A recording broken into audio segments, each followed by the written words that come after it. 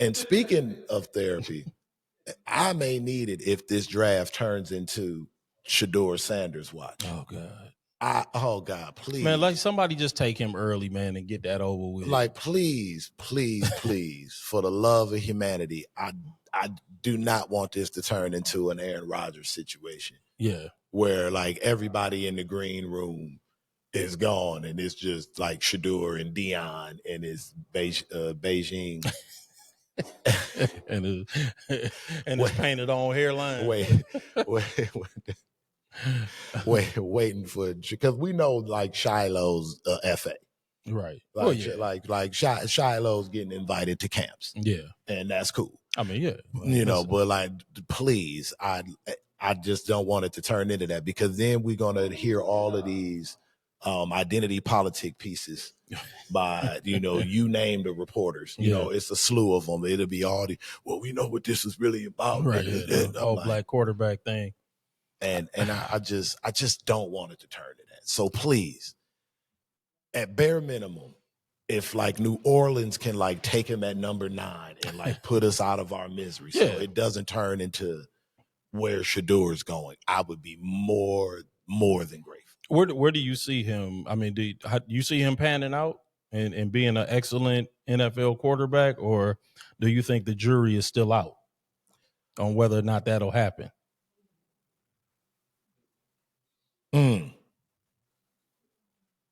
I think Shedeur, I think he's an NFL quarterback. I do too. Let me say that. Yeah. Full stop. He's an NFL quarterback. How good he can be, I mean, like anybody, I think depends on the situation. Yeah. Like, I think his skill set. Yeah, I was gonna say, like in terms of him throwing the ball. Yeah, he got an arm. He can. I mean, his throwing, move, his throwing ability is top tier. I think personally, the two things that work against Shedeur, which I think isn't fair, is who his father is. Yeah. Like, one, the obvious stuff, the braggadocio and all of that comes with that. I mean, I think that's just kind of a personal thing. But what I think in terms of on the field, I think because his last name is Sanders, people think he should be born with just revolutionary next man speed, right? Which Shedeur doesn't have. No, and I think because people are still waiting to see him get flushed out of the pocket and make 6 people look stupid trying to tackle him. Yeah, no, that's and he got roadrunner dust coming out of his ass running into the end zone. I think they hold that against him as opposed to just watching a traditional drop back quarterback, right? Which I think he is. I think if Brock Purdy can negotiate a $200 million contract, Shedeur Sanders, for damn sure can start in the NFL. And I also think that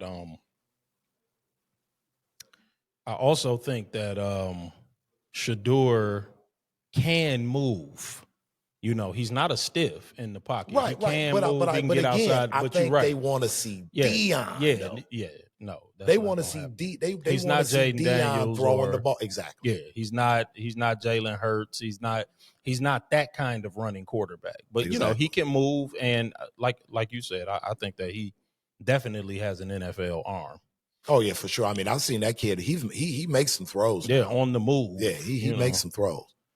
But yeah, I just hope it doesn't turn into that. It's, like you say, it's a deja vu. But a week ago when we were talking about the draft, before the draft, I was like, I really, really hope that it did not turn into the Shedeur Sanders watch. Well, so much for that. Not only did it turn into the Shedeur Sanders watch, I mean, it turned into like Shedeur Sanders gate. Right. I mean, this thing just kind of, it took over a mind of its own, man. Yeah. It started going from, conversations about parenting and identity politics, and collusion, and people going back to Colin Kaepernick, and it just went down just a rabbit hole of just a litany of different angles and perspectives. Mm-hmm.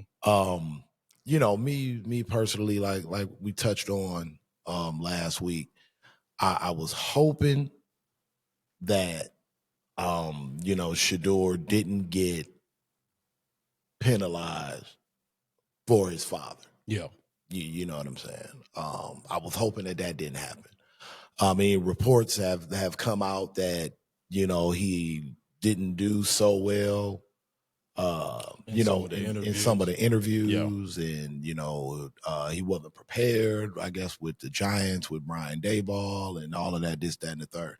And I mean, that may be true. Yeah. Right. But what is also true is there's no way in hell that the Johnny Unitas Golden Arm winner goes in the 5th round after Jalen Milroe. Yeah. I mean, so, I mean, there was, I mean, in my opinion, some, to a degree, some, a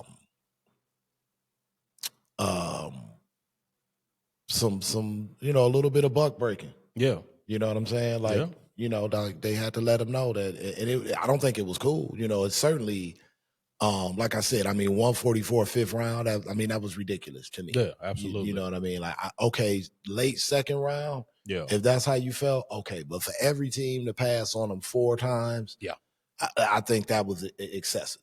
Yeah, absolutely. You know what I mean? And again, I mean, it's the NFL. They do what they want when they want.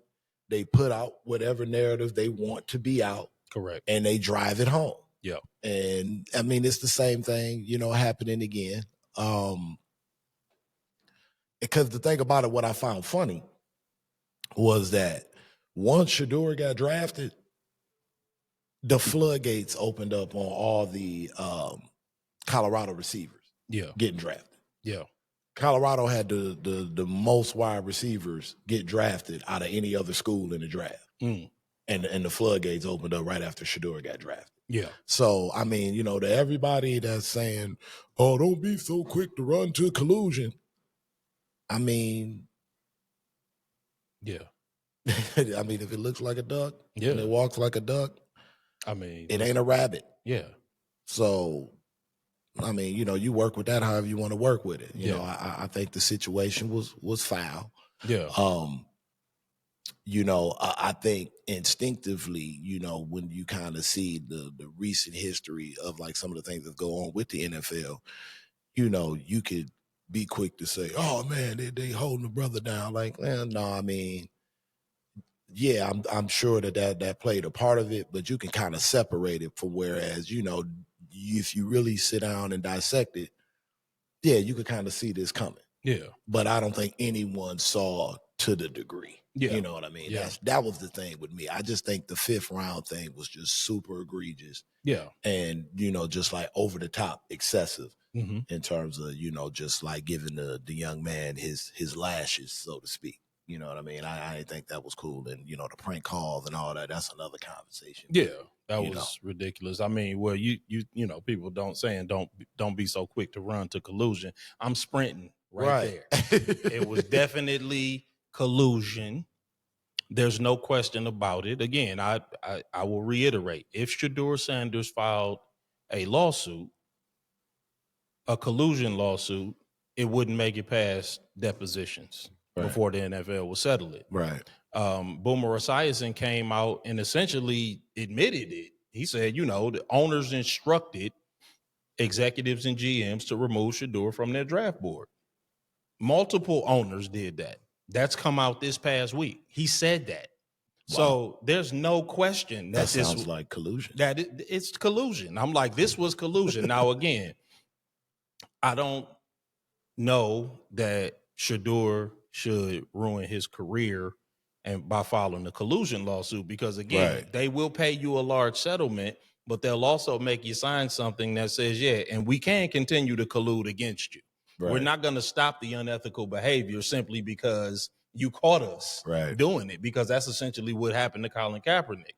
They colluded against him. He caught him. He sued him. And we never found out how much money he got paid. But it was definitely enough for him to shut the hell up. Exactly. You see? And he went quietly into the good night, because essentially they're going to make you sign an NDA that says we can continue to collude, though. We're not going to let you into our league. This is a payoff for you to go somewhere and sit down. So, I don't recommend that he do that. But this was textbook collusion. This was owners getting together, essentially to damage his draft stock, and which cost him millions of dollars. There's no doubt about it. If you go in the first round, the amount of money that you get versus going in the fifth round, the amount of years that you get that are basically protected, where the organization is invested in you, that is different. So it certainly cost him millions of dollars, but he now has the number one selling rookie jersey of anybody. So let me ask you, why do you feel they did it? I mean, you know what? The why is more complicated. You're good at breaking down complicated stuff. That's why I specifically asked you that. I mean, so here's the thing. I am more sure about them actually doing it than I'm sure about why. I agree with some of what you said. I think that Dillon didn't help. His father being Shedeur Sanders did not help. I think that him being confident and cocky. Listen, let's be real. Confident black men threaten a certain kind of white man. I'm not going to say that every white man is like that. Nothing's a monolith. Yeah, exactly. Yeah, like I know that there's that's not. It's not probably not even the majority. Right.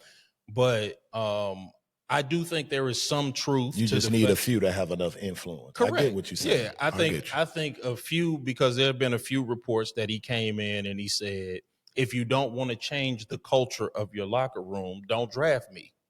Because if I get drafted to a bottom feeder, we're going to change the mindset and the culture in the locker room. Now, in my opinion, that's a good thing. That's the guy I want. Exactly. That's a good thing for him to say, if there is a losing man. I mean, and of course, I guess what they were saying was that some coaches took that as also what you're saying about my locker room. Yeah, so you're saying we're gonna have like DJs in the locker room, at halftime. Well, I don't even necessarily think that. I just think that some coaches and executives, I think some GMs 100% felt that way. Yeah, well, I mean, but even if, because you look at Colorado's locker room, that's what they had. I mean, you look at their locker room after the game. Dillon. That's not. That's what I'm saying. But again, it's kind of your point. Yeah, it's like the sins of the father. Yeah, Dillon did not help. But just to deal with the Shedeur aspect of it, I think that some coaches took that as him slighting the locker room as it was. You know what I'm saying? Like, what you saying about the current locker room? You gonna change the culture? I don't want my culture changed because I'm the coach or I'm the executive, and we've built the culture. And I'm sure he didn't say that to the Lions. If you're like in the top 5, your culture probably sucks ass. Right. I mean, so what are we talking about? Members within the organization not being self-aware. I get right. That's what it is. Because the thing about it is, it's the old adage that of somebody being born on third base acting like they hit a triple. The thing is that the NFL has revenue sharing. So if the Jets and the Giants suck, but Kansas City is raking in a ton of, what I'm saying, then they all just put the $9 billion or $10 billion or $11 billion in the pot and they split it up 32 ways. So it doesn't necessarily, you don't have to be running your organization well. Like, there's well-run organizations in the NFL, and then there's poorly run ones as well. Good old trickle-down economics. But everybody gets the same amount. So how do you know who's running it well and who's not? Right. Because it's a revenue-sharing league. And so I think that a lot of times people are not. So, I mean, we've been Lions fans. I mean, how delusional and unaware has ownership been in the past, and general managers? Yeah, that's real. The better part of 60 years. Yeah, I bet you Matt Millen, to evoke the name of the worst general manager in the history of professional sports, if you came and told him, hey, I'm going to come in and change the culture, he would probably get offended because, number one, he's not self-aware, and number two, damn it, I want to win now. Yeah, right. but you don't know what you're doing. Then fire yourself. Man, it was dark times, bro. It was dark times. But just to put a bow on the Shedeur Sanders conversation, the why is something that we'll probably have to wait to figure out. I have an idea as to why I believe. Yeah, you hear that echo? Yeah. I have an idea as to why I believe that Shedeur, his draft stock was so damaged, but I'm gonna wait on you to give me the green light. You see what's going on, or you want me to keep talking? Okay. Yeah, but I have theories about why I believe his draft stock was damaged, but I couldn't say definitively. But I'm with you. I mean, it's Dillion, is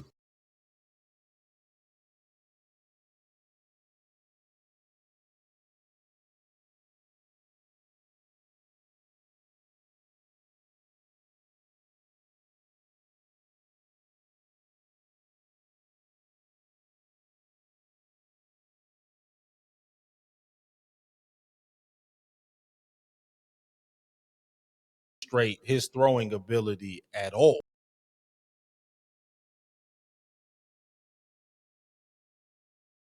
I mean, yeah, like I think he's good with his leg.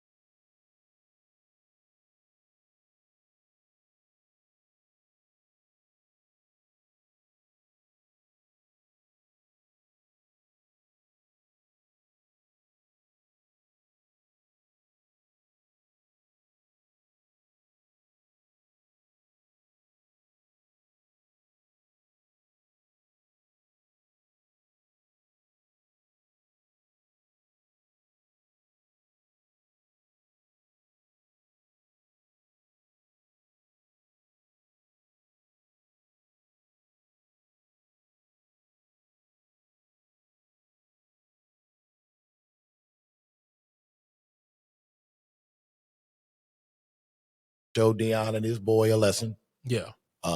In spite of that, Shedeur has the number one selling jersey for any jersey. rookie.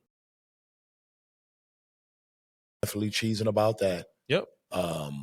So we know that means that his celebrity is going to travel. Yeah, I mean, So that was going to happen anyway. Right.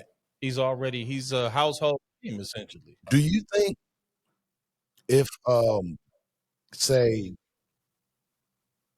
there's still some quote unquote perceived defiance from Shedeur or Sanders camp leading into training camp, that there's a possibility that Shedeur becomes a draft body? Well, I don't know, man. I feel like this part of it is probably over. But yes, I mean, when they colluded to damage your draft stock, you have to question whether or not the opportunity is going to be, efficacious. You have to question that. But in reality, no, I don't believe that no, I don't really believe that he's not going to outplay every quarterback on Cleveland's roster, including Taylor Gabriel. He's going to outperform them and he's going to win that starting job. I mean, I think he should. I think he should if he's given a fair shot. Yeah, that was my point. But I think that all things being equal, Shedeur is going to win the day. Shedeur fourth on the depth chart still. That the lawsuit is also progressing. John Doe, my man. I believe that those two things are linked. I believe that they're punishing him because of that lawsuit, even though John Doe filed the lawsuit. Because there's no way he's the fourth best quarterback. With Joe Flacco on the team. Dude, they said I don't believe it. that Dillon Gabriel isn't a pro quarterback. Yeah. Oh my goodness. I was just reading, it was a Cleveland Browns reporter for The Athletic. Yeah. I don't have his name, but he was like, dude, Dillon Gabriel's not even a pro quarterback. Yeah. I mean, no. Yeah. I don't believe that and they said that Shedeur is not the best quarterback in camp. Yeah, they said that Pickett and Flacco are competing for the starting job at camp just because they bought them in there to compete for the starting job. But they say Gabriel is they said, dude, it's not even like a conversation. Yeah. And, Shedeur, we, like you say, we know the two are probably linked, but I swear to God, I want to know who John Doe is. Yeah, no doubt. Yeah. I mean, listen, I'm staying on the John Doe case. And there haven't been any developments. The only thing they're saying is that the case continues to progress. I think we're the only people talking about this John Doe case. Listen, man, and I'm on it.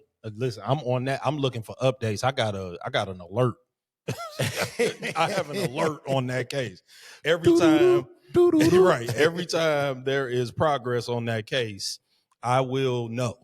So believe you me, I am on the case, literally and figuratively. So before we hop off the Shedeur topic, so do you think by the end of training camp he's 2 or 3 in the depth chart, or after the preseason? I expect that if it is a true meritocracy, he should be the starting quarterback by the end of training camp. Okay. And a true meritocracy.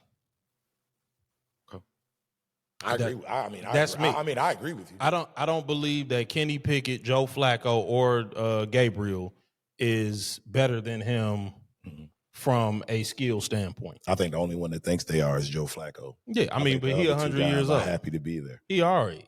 Yeah. You know what I'm saying? We got a seat for Joe Flacco on the podcast. Yeah, bro. Come on, Joe. Yeah, come on, man. Monday in practice, man, Shedeur went 9 for 9, threw 2 touchdown passes, ball didn't touch the ground. He was playing against the second and third unit, I think, with the backups. He is improving in practice. I think he's thrown like 1 incompletion over the first couple of days of practice based upon what they put out. I mean, for all intents and purposes, he is outperforming Taylor Gabriel from what they are allowing us to see. What a stretch. Yeah, I know. I mean, but so Kenny Pickett did go down, it looks like. So now there's going to be more reps available with the first team. We'll see whether or not he'll get some of those, because Taylor Gabriel obviously was drafted ahead of him. So they're going to have to give him some opportunities with the first team. Again, I expect that Shedeur, I'm still going to stand on this. I expect that he will emerge as the best quarterback in that quarterback room. Okay. I thought it would be ahead of the regular season, but the way that they have limited his reps, that could prove to be more difficult. I think he's the best quarterback on the roster, though. I don't think that's a stretch. Right. I think he's the most talented for sure. Yeah, I mean, Kenny Pickett. Yeah, Joe Flacco. The corpse of Joe Flacco. Yeah, that's right. Yeah, Joe Flacco's dead body and Kenny Pickett and Taylor Gabriel, who spent 10 years in college. Yeah. I mean, like, I don't know. I don't want to hate on Taylor Gabriel. I think that Shedeur is the more talented quarterback, is the most talented quarterback on the roster. Yeah. Not that, and again, not that he's on Kansas City with Patrick Mahomes, or anything like that, but I just think that he's probably, of all of those guys, the most talented. I mean, so how do you see that shaking out? Oh, well, I agree mostly with all of your points in terms of, Shedeur, I think long term. And when I think long term, probably if you give him an opportunity to just showcase what he can do consistently, will prove that he's the best quarterback if you're about winning games. Okay. Yeah. In the room. Yep. what has me a little discouraged about him getting that opportunity are the recent comments that I heard the owner of the Browns make. And I was just like, man. What did he say? Well, basically, this was, I believe this was either Monday or yesterday at camp as well, where he pretty much said, if you'd have told me the Friday that we were drafting Shedeur, I'd have told you were crazy. Mm-hmm. But he guessed the right people in the room got together and made the decision. But ultimately, it was Andrew's call, which is the GM. The GM, right, yes. The black guy. Mm-hmm. And then he kind of cleaned it up and said, Shedeur Sanders being here was Andrew's call. Yeah. Like, unquote. And he did go on to, make some positive remarks about how good of a young man Shedeur is. How could you not? He's not a bad kid. No, he's not. So like, he hasn't done anything. Just 2 weeks ago before, he just did a fundraiser for, inner city neighborhood that got flood damage. Right. You know what I mean? So that's a whole nother thing. So like things like that kind of, permeating through the organization, one kind of just drives home the fact as to why the Cleveland Browns have been a joke of a football organization, right, similar to the Cowboys for the last better part of 30 years. Yeah. And really forever. I mean, like I don't know if you want to consider the Baltimore Ravens the Cleveland Browns. No, I'm not from Cleveland, so I don't.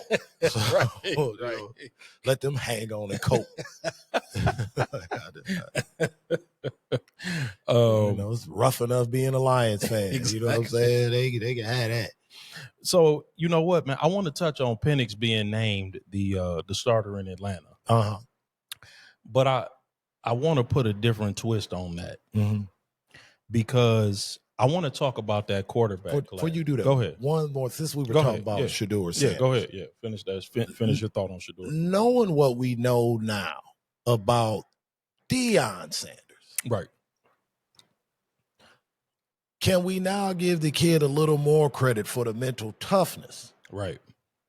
You get what I'm saying? Like going from seeing your draft stock plummet in front of the world on national TV, yep, to within 30 days after that, mm-hmm, your father's mortality is now. Yeah, he was diagnosed with bladder cancer and had his bladder removed. And we've seen the relationship between Shedeur and his father. Yeah, yep. So to have that, yep, and to continue to show up. Yep, still lock in. I haven't heard a woe is me interview with Shedeur since the draft. Nope. All he's done is show up and work. Yep. I just kind of wanted to highlight that. Yeah, no doubt. Shout out to Coach Prime. Yep, I have nothing to add. I agree. Continued prayers on this restored health and recovery, because we need more Coach Primes in the limelight for young men to see. Yeah. But I think, I just kind of thought about that as we were talking about Shedeur. Like, not only is this kid playing with the BS that in the game that's being run behind the game. Yeah. I'm with you. On the field, you got that. Yeah, no doubt. And the best. So to be able to, I was thinking about that angle too. So to be able to, I thought about that when I saw his stats. I'm like, oh yeah, he's still locked in, even with his pops. Why we work great together. Yeah, no doubt. But like to be able to compartmentalize that. Yep. At a young age, if that doesn't tell the Cleveland Browns the kind of guy that they have, and a lot of maturity, and and you still holding on to a guy you threw $200 million on that likes Asian tug and rubs. and willing to blow his career on that. You get what I'm saying? Yeah. Like, this is why Cleveland's where they're at. Yeah. But those are my thoughts on the Shedeur thing. Yeah, no doubt. I like that, and I have nothing to add. I concur. The Dillon angle is definitely that's definitely important to mention. I want to talk about one of the other games that's taking place on Friday. Okay. Because Cleveland came out, I believe it was yesterday, and announced that Shedeur would be starting their preseason game on Friday. That was an interesting development, but apparently you know, you're not going to start Joe Flacco because apparently he's the starter, and Taylor Gabriel and Kenny Pickett are hurt, so they're not available. And they signed Tyler Huntley this week, I believe, and they paying like 6 quarterbacks right now, by the way. And it's just a testament to how bad of an organization Cleveland. I mean, Cleveland just a bad organization. Yeah, I mean, they just bad. I mean, and then, you know, like all the talk is like, you know, they should trade one of the active quarterbacks. What about Dillon Gabriel? What about him? Oh, Dillon Gabriel. I'm sorry. I said Taylor Gabriel. Dillon Gabriel. Yeah, I'm sorry. No. Same guy. Yeah, he playing like Taylor Swift. Yeah, but anyway, yeah, Dillon Gabriel. I'm sorry. Yeah, Dillon Gabriel and Kenny Pickett are hurt. Shout out to our producer, man, for correcting me on that. But yeah, so Shedeur is going to be the starting quarterback this Friday. And then, yeah, I hear people talking about they should be angling to get Arch Manning next year. I'm like, yeah, I've heard that was rumbling too. So that they can be paying 7 quarterbacks. But anyway, that's neither here nor there. Shedeur getting the start. What do you make of it? Because there's a lot of conversation. There's a lot of conspiracy theories. There's a lot of people thinking, well, maybe they're sabotaging him by putting him on the field. What do you make of it? I don't think certain people would be crazy to think that maybe it's a quote unquote sabotage play putting him out there. If they think he's not prepared. Right. I think he's prepared. I do too. So I don't think it's a sabotage play. Mm-hmm. I mean, you know, like if like you think that the Browns organization is coming from a place of, you know, we sick of all the talking and chattering, you know, we're going to put his ass out there and see what it is. And, you know, if it's some, you know, undercover, you know, resentment or like hoping that he fails, that would be dumb. But if that was their way of getting it all out of the way, I don't think if there's some people that believe that's happening that they're totally off the mark. Right. I just think, again, it won't work. That's my whole thing. That's precisely my thought. Yeah, I just don't think it'll work. That's gonna backfire. Yeah, that's my whole thing. Yeah. Like if this is the booby trap they're setting up, then, you know, Shedeur is somewhere rubbing his hands like Birdman. Yep. Like that. Yeah. You know. I think from what I've heard and read, it's been consistently reported that there's no way that Dillon Gabriel should be out there with the second year. No, there's no way. They're like none. And this has been like from more than one reporter from Browns camp. Yeah, I agree. Yeah, like, all of the local reporters have said that Shedeur has routinely outperformed Gabriel. And not only that, I've read that he's winning over the locker room. He's a locker room guy. Which, you can't buy charisma. No, you can't. Yeah. I mean, if you're an owner, you can lease it for your franchise, right?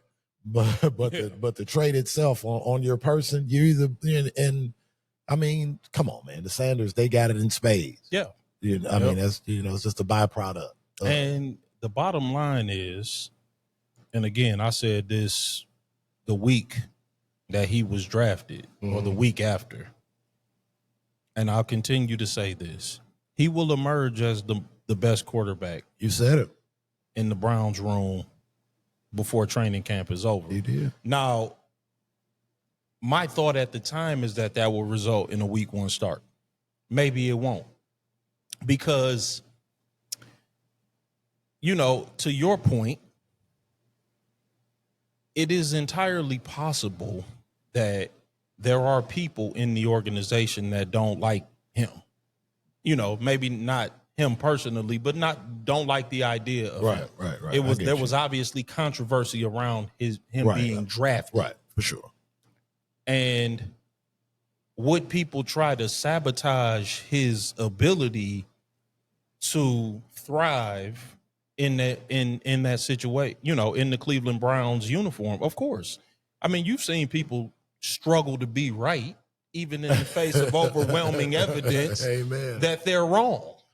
I mean, yeah, it's like people will struggle to be right. You know what I'm saying? Like, particularly people in this world we live in, who are in positions of influence. Yeah, I'm like, unfortunately, that's the world that we live in now. Yeah. As opposed to saying, ideology over facts. That's it, man. Like you've seen people struggling to be right, even when there's overwhelming evidence to the contrary. Yep. And that's the only thing that I can see. And also, there's still a class action. There's still a lawsuit out there, a collusion lawsuit. Oh, my man John Doe. That has not been dropped. My man John Doe. And let's say, for example, Shedeur was to win the starting job and be a Rookie of the Year candidate. What do you think that does to that lawsuit? Oh, man. It bolsters that lawsuit. Then it's like, you definitely tampered with his draft stock. You definitely got him at a cheaper price, and you definitely costed him money. Because the evidence is here. Yeah, he's a Rookie of the Year candidate. Right. So, man. So that's the other side of the game. So I'm like, yeah, they definitely would collude to continue to tamper with his ability to be good. Because if anything remotely close to that happens, that we will have to look back on that as like the tinfoil goofy moment that's of the decade. Because it's still $100 million lawsuit out there. Yeah. I didn't know that it was still so. Yeah, it's still out there. Been following it. Yeah, it's still out. Because I looked it up today while I was researching for this topic. And they said, it's still pending. It's still out there. John Doe. Yeah, keep up the good fight, John. We with you, dog. So yeah, but that's obviously something that we're gonna keep our eye on. Man. So we're in agreement that Friday night Shedeur is showing up. Oh yeah, I think he's gonna show up and play great. Right. I just think we needed to just be clear for the folks. Like, we're in agreement that Friday night Shedeur Sanders is showing up and showing out. Yeah, I think he's gonna play great. Yeah, I think that the only real way to sabotage him is to keep him off the field. There's no way to let him touch the playing surface and to sabotage him. Chubb playing Friday? Man, I don't think many of the number ones will be out there. Okay. So he's playing with some ones and some twos? Right. I mean, like when they it's funny. They were like, I don't think many of the number one receivers for the Cleveland Browns will be out there on Friday. I'm like, number one receivers. Because they all at the store right now. Like, number one receivers for the Cleveland Browns. Right. Who might they be? Who are these dudes? I'm like, I had to look it up. I'm like, okay, I said, I forgot they had Jerry Jeudy. Chubb in Houston. Yep, that's right. Yeah, Nick Chubb in Houston. Oh, that's right. They did. They traded him. Nick Chubb is in Houston. Yeah. So, yeah, man. So I'm like, I forgot they had Jerry Jeudy. Right. Yeah, they did trade Chubb. That's right. He got cleared, and then they cleared him out. Yep. So, man, I'm like, I don't know who else will be out on the field with him, but Yeah, because this is his first time playing with the ones. Like, period. He's because when those stats came out from camp, some of the national reporters came out and said that he's playing against the backups. Yeah, they're quick to put that out there. But no, they said that he's played against the ones. Okay. He's played against the first unit defense. Okay. At least once. Okay. So it hasn't been against all backups. But okay. So yeah, I mean, we keeping an eye on that, man. Everybody knows by now Shedeur Sanders had a preseason start with the Cleveland Browns. 14 for 23, 138 yards, 2 touchdowns, no interceptions. Mm-hmm. All in all, looked very comfortable in the pocket, looked excellent. And it's not a surprise to me. Again, I maintain that he will emerge as the best quarterback in that quarterback room. Yep, you did call that right after the draft. And it should result in some starts this year. I thought it would result in a day one start. Mm-hmm. They seem, hell-bent on going with the corpse of Joe Flacco, and abusing the Cleveland Brown fan base even further with having to sit through obviously several weeks of him starting. So, it's cool because Shedeur, he's going to get his opportunity, it appears. But I'll take your impressions of the start, man. How did you feel that he looked? Did you see anything? Did you miss anything that you wanted to see? Is there anything that you wanted to see that you didn't get to see? Mm-hmm. How do you feel that he looked, and what did you take away from the start? Oh, wow. Well, I got a lot of thoughts on that, but first thing I wanted to ask you, did you hear the news today about Shedeur? Yeah, the oblique. Yeah, the oblique injury. You think that's legit, or do you think that's them making room for Gabriel? I don't know what to think about that, honestly.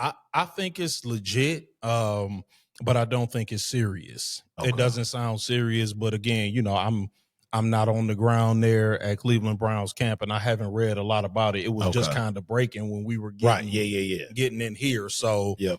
An oblique injury, we'll have to keep our eye on it. Yeah, right. So I did hear about that.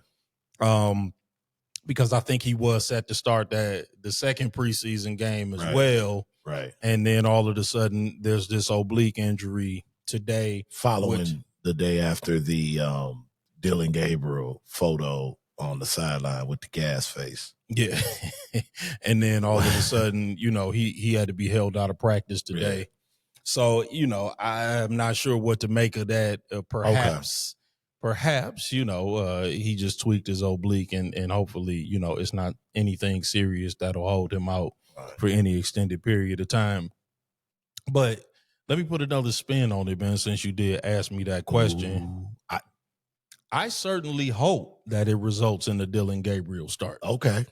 Because I believe that Dillon Gabriel's opportunity to get any playing time as a Cleveland Brown is on life support. Are you saying the roles are now reversed? Yeah, no, because I don't think that the roles were ever inversed in the first place. I always thought Shedeur was a better player, but as far as the public perception is concerned, you mean yes. Yeah. So here's my thinking. I believe that Dillon Gabriel's opportunity to get any serious reps with the Cleveland Browns is on life support. And I do believe that a start by Dillon Gabriel with the Cleveland Browns in the preseason will pull the plug. Oh. So be careful what you wish for. Yeah. If they are having them, fake an oblique injury or exaggerated, at the most, you know what I'm saying? Yeah, for sure. Okay. So I just wanted to mention that because like you said, I was like, dang, that's kind of that was convenient, peculiar. But I didn't want to fly off the handle and go full blown Koofy, tinfoil Koofy. Yeah, you know what I mean. So I'm like, listen, let him start. I was hoping that he would get a start anyway. I'm like, go ahead and let him start. Go ahead and let the people see him out there throwing the ball after you saw what Shedeur did. Right. And again, I'll have additional thoughts, but I wanted to get your thoughts on it first. Yeah, for sure. Well, I thought. First coming out, I don't want to call them nerves or anything like that. I think it's just kind of working through just the process. Mm-hmm. In terms of doing things that I wanted to see, I like the few scrambles that he had. I think that he's always had enough speed. Of course. Excuse me. I don't think you could be like related to Deion Sanders and be slow. Yeah, right. He's got good athleticism. I just don't even think that's possible. I think that they were if slow in that household is a 4 or 5. Yeah. Anyone else would take that. I think they were attempting to propagate the idea that he was unathletic, which that was always a head scratcher. Right. Yeah. So like throwing the ball, I never really had any questions with that, though. It was about 3 throws that I think he missed that he knows he missed. Sure. It was like a little lob, I think on like a wheel route or something like that. And it was like a few more, and it was like one bad throw that could have been picked. Yes. And then it was another one. But also, I want to say I saw maybe 3 drops. Mm-hmm. Yep. I agree. So there's that. Yep. So I'm not really gonna, swing too far either way on that. I think 7 out of 10 times Shedeur makes those throws. Yeah, I agree. So I don't think that's a big deal. Would you like to see everything go the way, as planned? Yeah, I'm sure he would have too. Absolutely. So, I mean, that said, I thought he did play well. I kind of looked for, outside of that, like, the little things, like, does he have NFL level escapability? Sure. I think so far he's shown that. Is the charisma real? Oh yeah. I was looking at, the interactions with him and Myles Garrett and Njoku. Mm-hmm. And even Flacco started slowly but surely, to kind of warm up to it. Like you just kind of see it. Yeah. So I was kind of paying attention to that because, if you can come in and get guys, 8, 10, 12, and what Flacco's case almost 20 years older than you. Yes, absolutely. To believe in your ability, that's stuff you rarely get in the 5th round. Yep. My last thought, I thought, could this be the beginning of, like another Russell Wilson, Russell Wilson, Matt Flynn, situation. Right. Yeah. Is that coming on the horizon? Yeah. Or Dak and Romo. Yeah. Where Romo was kind of like on his last leg. Well, no, kind of. He was on his last leg. Most definitely. And, Dak kind of comes in. And, Dak had a damn good college football career. Oh, absolutely. You know what I'm saying? So, yeah, absolutely. So I kind of thought, maybe is this another one of those scenarios? So, but all in all, yeah, I mean, it was good. I think it was a more than good performance. I think he couldn't have really asked for a better performance based on the scenario that was given to him. And then to our earlier point of this convo about the oblique injury today. I think I'll, kind of got, I guess, watch and see. Yeah. Tomorrow at practice what the news is about that. Like, I wonder, is he sitting out now? Yeah, right. If he'll be out tomorrow. Just to kind of build on some of the points that you made, because a couple of things that I heard the detractors saying about it is that obviously we understand that it's just a preseason start. And he started the game against Carolina's ones because they played their starters to begin with. But I think it's also important to note because they he didn't really get going until, they pulled their ones and got the second and third string in there. But it's also important to note that he was also playing with second and third string guys. He's not playing with the number. Jerry Jeudy and Tillman were not out there, and Njoku was not out there. Right. They're all on the bench as well. So it's not as if he's playing with Cleveland's number one offense, which, by the way, it's arguable that it might, on its face, be the least talented number one offense in the NFL, even when it's whole. Right. Even if he had all of the pieces around him, which is a conversation for another day. I don't want to turn this into Cleveland Browns podcast. But so, when I hear people say that, I'm like, yeah, well, he wasn't exactly out there playing with number ones. So he's playing with second and third string guys. Absolutely. Against second and third string guys. So it's a fair fight. Secondly, the 2 touchdown passes that he threw were strikes. They were strikes. The first one, I almost thought he threw an interception. I'm like, if you looked at it, because it was like 2 bodies intersecting. He was going off the wrong foot. It was a beautiful pass. It was perfectly thrown in the right spot with just the right amount of touch on it. Oh yeah. The other one was also between the defense. It was thrown in a tight window. A straight grip it and rip it. Yeah, it was thrown on time. It was a great pass. And I also thought that you brought up, the escapability, the ability to scramble, the ability to, improvise, get out of the pocket, to run, to escape.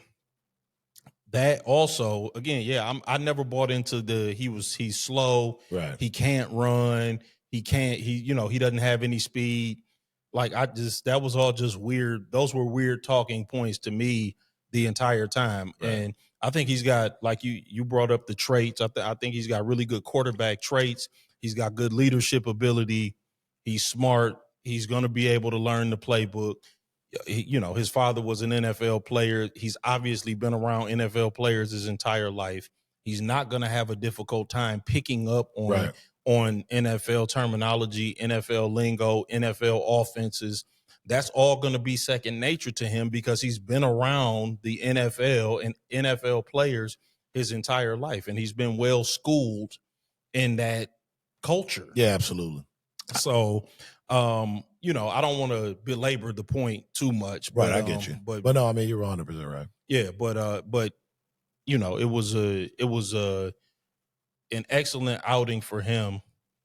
In my opinion, I only expect for him to grow from that.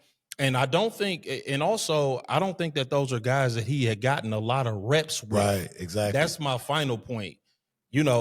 And it looked really good for them to not have had a lot of reps together yet. Because imagine when guys start laying out for him. Correct. You get what I mean? The trust is built. Exactly. The communication, the nonverbal communication that you have to really develop between the quarterback and receivers. 100%. So I expect that he's just going to continue to grow and flourish. And the last thing, a couple of things that people talked about that are ancillary to the game is that the conversation that he had with Tony Grossi, the Cleveland Browns radio personality, I think. That Tony Grossi initiated, by the way. Correct. That's what, and Tony Grossi said that. And I thought it was lighthearted. It was fine. It there was not a problem with him saying, "Hey, man, you gonna have something good to say?" Nah, I thought it was not like you threw a cooler of water on. Yeah, exactly. Yeah. If you know, you know. That's a throwback, to something that Dion did. But yes, and I thought it was very lighthearted, and they laughed it off at the end. And Tony Grossi clarified that there was no bad blood afterward, and also the coming out with the boombox and the staff. That was actually a teammate that was doing that. That was the teammate's boombox, and the teammate actually carries around that staff. Mm-hmm. So that was his. And also, I mean, I thought that was much ado about nothing anyway. Right. I think the San Francisco 49ers have a team boombox that they bring out from time to time. So, people were trying to make a big deal out of that. But what they don't want to make a big deal about is how that game was the #1 watch show on across all networks from 18 to 49. Oh, absolutely. And how in Carolina, a stadium that seats 75,000 had 71,000 in attendance in preseason game #1. Absolutely. But we talking about Tony Grossi walking up in the tunnel and being met with kind words and a smile. Yeah, that's what. Right. I just wanted to touch on those two things. I know, but because those are the types of things that they try to make a big deal for about. For sure. And it's really nothing. I thought it was a lighthearted exchange. He wasn't trying to dress him down. Right. He wasn't trying to be antagonistic. Right. He was just, hey, man, you're going to have something good to say. Now it was kind of like, hey, what I'm saying? I heard you've been talking and blah, blah, blah. I say that to highlight your exact point. Yeah. That's the problem, is that this kid has gotten people in the crowd with Colorado jerseys on. Yep.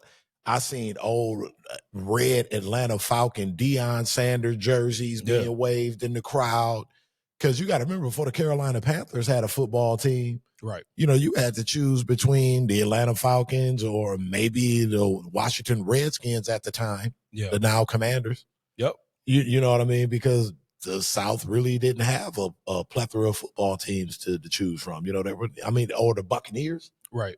You know what I mean? So, yeah, man, they kind of sweep that through the rug. Like, you have to search kind of for that information. Like, if you don't give a damn about ratings, and stuff like that. And then, of course, there's already the jersey sales. Yeah, I mean, so another thing that I find, another talking point that I find weird, because of course Cleveland, they put out their depth chart and he's still fourth on the depth chart, which is whatever, at this point in the preseason.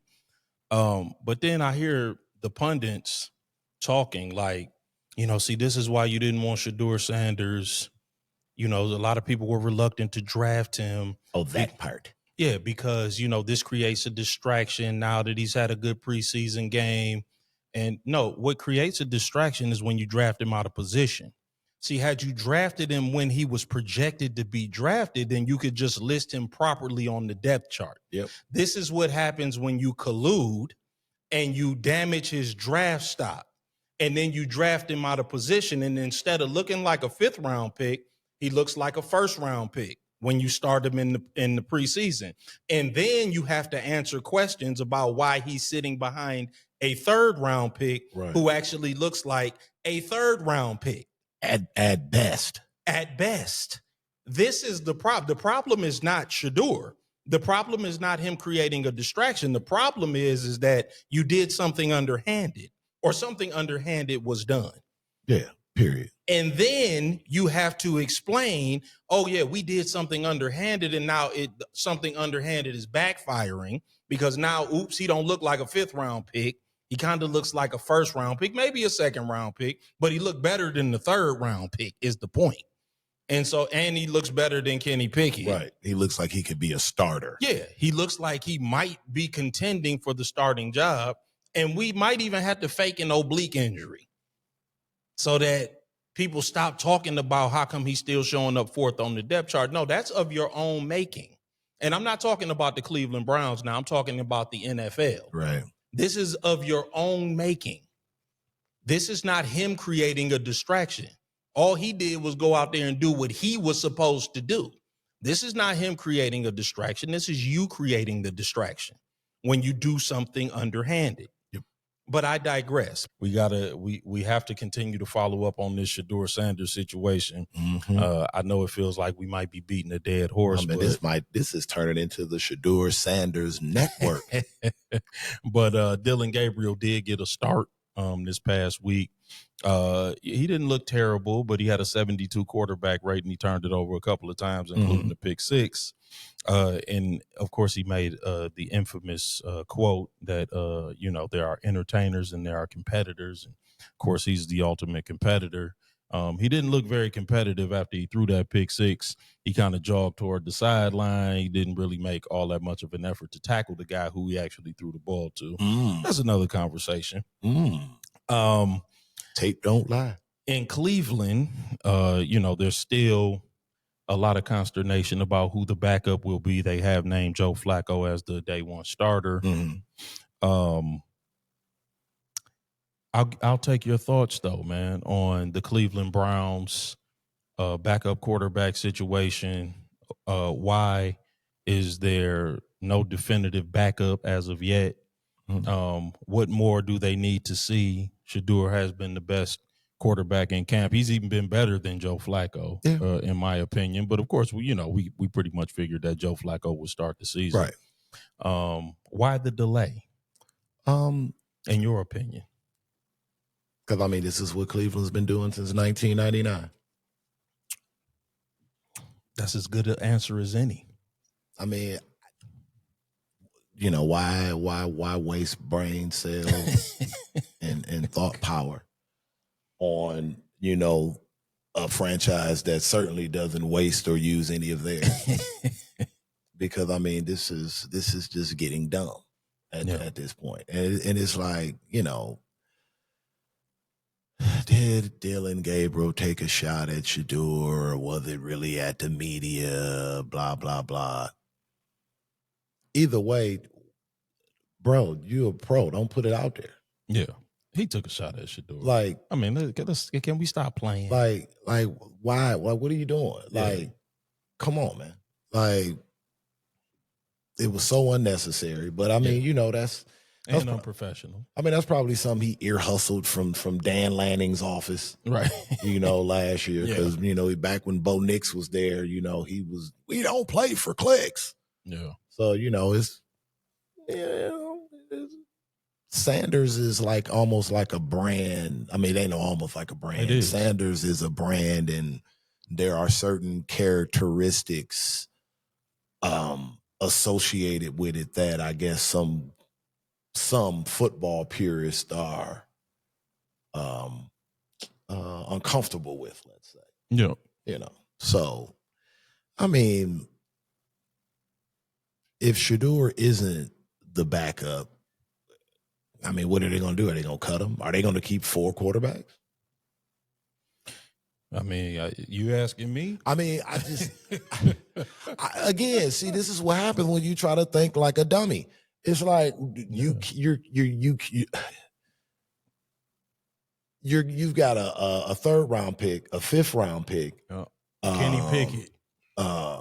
Kenny pick. Pickett, Joe Flacco, and Freak Nasty. Yeah. Still rehabbing, right? Deshaun Watson, and they still got Tyler Huntley. What is that's 6 guys? Yeah. I don't know, man. So, God bless you, Myles Garrett, and the people of Cleveland, Uncle Jimmy, Aditi, Sonya, and them family. I feel for y'all because that football team there, they on some mid-90s Lions stuff.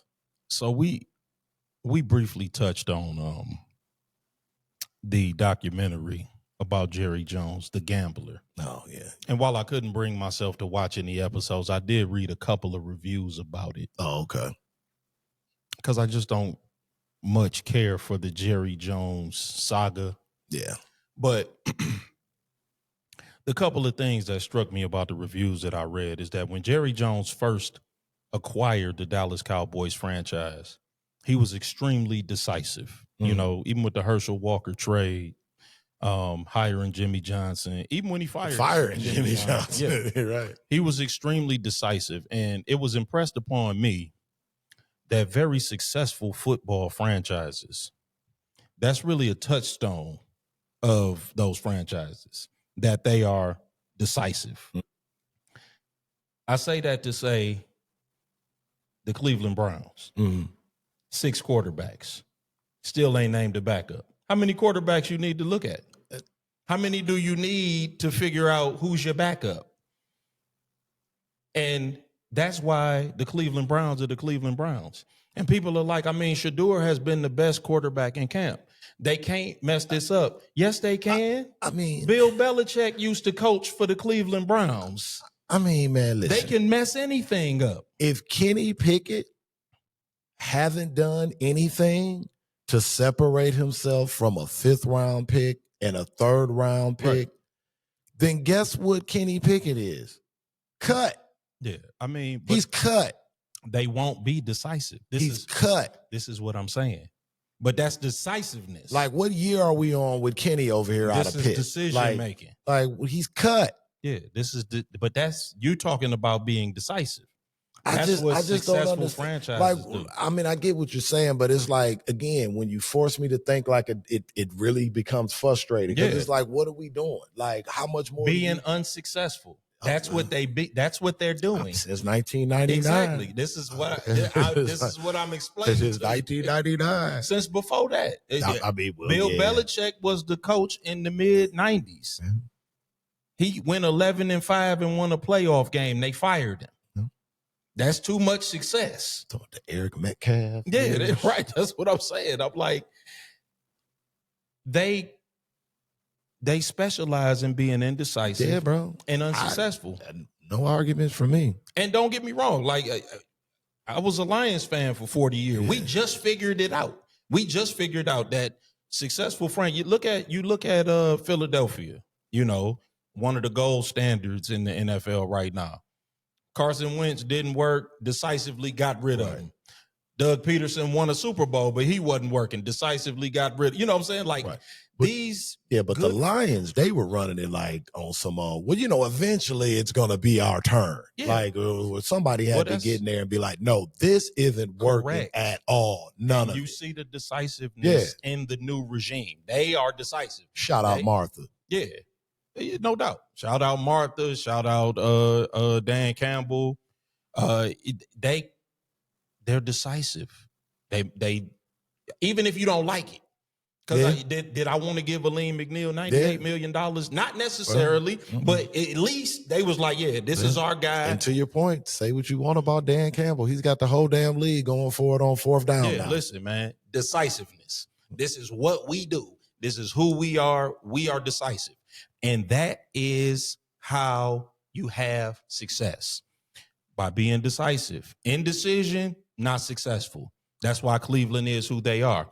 Listen, let me tell you something, man. Here's my last word on it, because I, again, don't want to turn this into the dog pound, right? And Cleveland Browns podcast.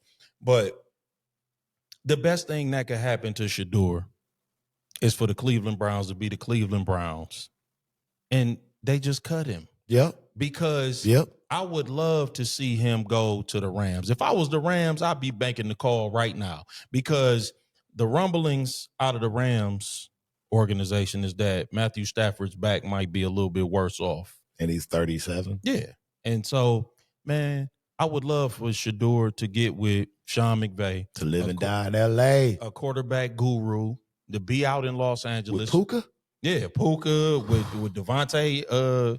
The Devontae Adams is out there, man. They got a squad. Talk to me nice. Hey, man, they got a squad out there, and I'm like, man, put him in that system, man. Listen, quarterback of the future, man. He'd be the quarterback there for the next 10 years. Wretched, get out of that dumb organization. That's the Cleveland Browns, man. That's so appropriately named. Yeah, the Browns. And I'll leave it at that. This was the last week of preseason for the NFL this past weekend. The whole Shedeur Sanders, Dillon Gabriel controversy in Cleveland somewhat came to a close. We saw Dillon Gabriel was named the backup. Shedeur was named third string. Kenny Pickett was traded to the Raiders. Snoop Huntley was cut. Yep. Deshaun Watson continues to, I guess, rehab his injury. I don't know what to make of it. It's all very bizarre. Shedeur didn't have a good showing in the game against the Rams. He was put in there, under somewhat, adverse circumstances. With a offensive line with 4 offensive linemen who were cut the very following day. But he was sacked 5 times for a total of 41 yards lost. He was trying to scramble around probably a little bit too much, trying to make something happen. Yeah. But he will remain a third stringer. The speculation is that he will get an opportunity to start at some point this year. I'm really not so sure about that. I don't know if you heard Eric Dickerson's comments this past week. Yeah. But he confirmed basically what we already knew. Right. That there was collusion in the NFL. Right. And I sort of misconstrued his comment originally. I had to go and read an MSNBC article about it in order to get some clarification, because I thought that he was saying that once it was made clear to certain NFL officials that Cleveland intended to draft him in the 5th round, that a call was made telling them not to. Right. But he said that they called them and told them to go ahead and do it, that they were basically pressured to draft him. Right, yeah, enough's enough. Right, go ahead and do it. Mission accomplished, more or less. And I think... Well, I mean... Go ahead. That makes sense in some ways, and it also explains why, even after he performed as well as he did in the first preseason game, he was never given another opportunity to perform with the second unit again, because they really didn't want him. They wanted Dillon Gabriel, and that's the only quarterback that they intended to develop, and they were kind of pressured into drafting Shedeur. I guess because they realized maybe in the 11th hour that it would obviously look like collusion if they allowed him to go the entire draft without being drafted. Somebody who was projected in every mock draft to be a first-round pick, and then you allow him to slide out of the draft entirely. Yeah. I'll take your thoughts, and then I got a few additional thoughts, and then we can put a bow on that. I just didn't want to leave this topic hanging because we've carried it through to this point. Yeah, man. The Browns, they basically just kind of played musical chairs, and the end result was kind of what we all knew was going to shake out to be pretty much before training camp. Maybe, I mean, outside of, I guess you could interchange, Dillon and Shedeur, but had the Browns have their way, which they have, Dillon Gabriel was going to be the backup. I mean, we talked about last week with Kenny Pickett. I mean, if it's been this long and he hasn't separated himself from, the litany of guys that was there, what is he doing there? And poof, he's gone. Yep. Which was, I mean, again, a waste of time. Yeah. To me, being on the outside looking in. To the game, I guess, with Shedeur's performance, he played pretty bad. Yeah. I don't want to say set up to fail because that's kind of lazy. Yeah. But I would say that the scenario, the scenario was in place where he was much more susceptible to play to his weaknesses. And, that being holding on to the ball too long, trying to let a play develop. I think maybe, probably, anyone in a similar situation probably felt some pressure to perform. So, maybe in the back of his mind, he was trying to press and, wait to make, those throws, so to speak. And when, 4 to 5 guys in front of you are literally cut the next morning, you just don't have the time available for, to make those type of plays. That said, Shedeur, I'm pretty sure in hindsight, have to kind of know that that's going to be the play. Sure. When you're out there with said players. Yeah. So in turn, you got to make quick reads. You basically got to go, line throwback and turn into Joey check down. Quick reads, get rid of it. Show that you can make quick, positive decisions under the worst of duress. Yeah. As the season progresses, I mean, Joe Flacco, how long is he going to stay upright? Right. But behind that O-line. And, Dillon Gabriel, he's going to more than likely have his shot sooner than later to see what he's made of. And then I guess they kind of go from there and basically repeat the same, cycle that the Cleveland Browns have been doing for the better part of 25 years. Yeah. Yep. I pretty much agree with just about everything you said. I do want to touch on a couple of talking points, and then I want to get into our NFL preview because really this is what the show is dedicated to. For sure. It's kind of going around the league and talking about these divisions and, how we feel about them. But there's a couple of things that were impressed upon me when I was listening to people sort of try to break down this situation. The first thing is that it's real hard for me to listen to people talk about this situation in good faith without them acknowledging that his draft stock was damaged artificially. Yes. It's really hard to, because when you just talk about him like he's a regular old 5th round pick, as if we don't know what we know, it's hard for me to play dumb. Right. And I feel like a lot of the sports media world is playing dumb, and we understand why. I mean, a lot of people, they're either themselves receiving a check from the NFL, or they're working for networks that receive a check from the NFL. So, I mean, they can't outright point their finger of blame at the NFL and say the NFL colluded. Nope. The second thing is, I heard somebody remark this week, why does Shedeur have so many fans? You know, like, why are people so invested in him? And number one, we already talked about the Sanders brand, right? And I think that's self-evident. But beyond that, I think a lot of people just understand what it's like to either be locked out of an opportunity or not receive the appropriate opportunity based on factors other than merit. Right. Why does Arch Manning have so many fans? Right. Because his name is Manning. Exactly.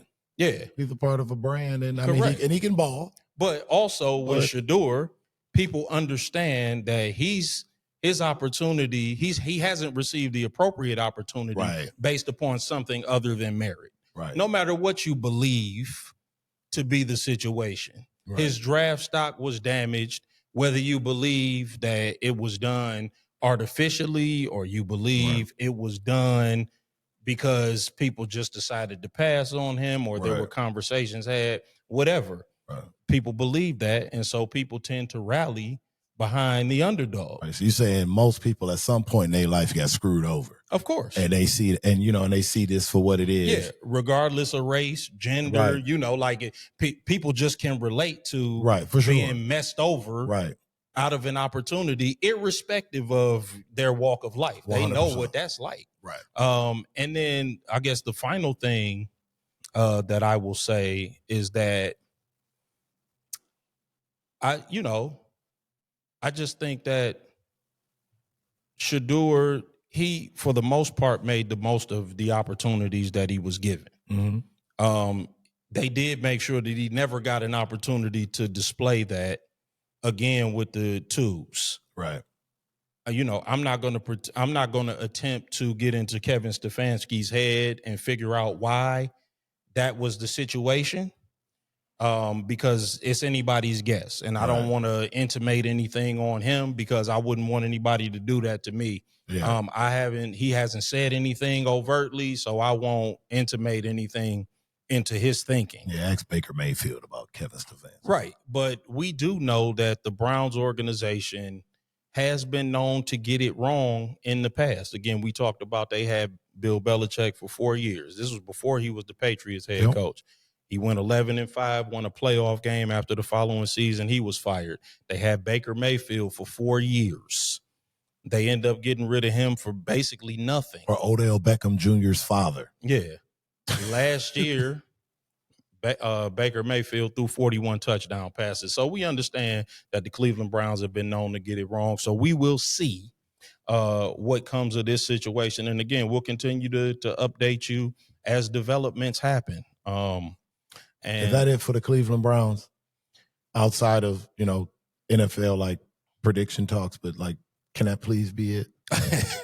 I mean, listen, if no more developments take place, man, we got to watch the Shedeur situation. I mean, if Shedeur lights it up. We invest. Like, if Shedeur lights it up, yes, but like, we was just naming too many auxiliary, like, Cleveland Brown affiliates and shit, and I'm just like. But I think that, like, no matter what happens with Shedeur Sanders' situation, just to put a bow on that, I feel dumber every time I think about guys like Jimmy Haslett. Yeah, I know. we will always know what happened, though. Yeah, for sure. That's just to put a bow on it. Like, we don't need all of these speeches from these media pundits. Oh, the Eric Dickerson bombshell. Yeah, like, who you gonna believe, us or your lying eyes? Right.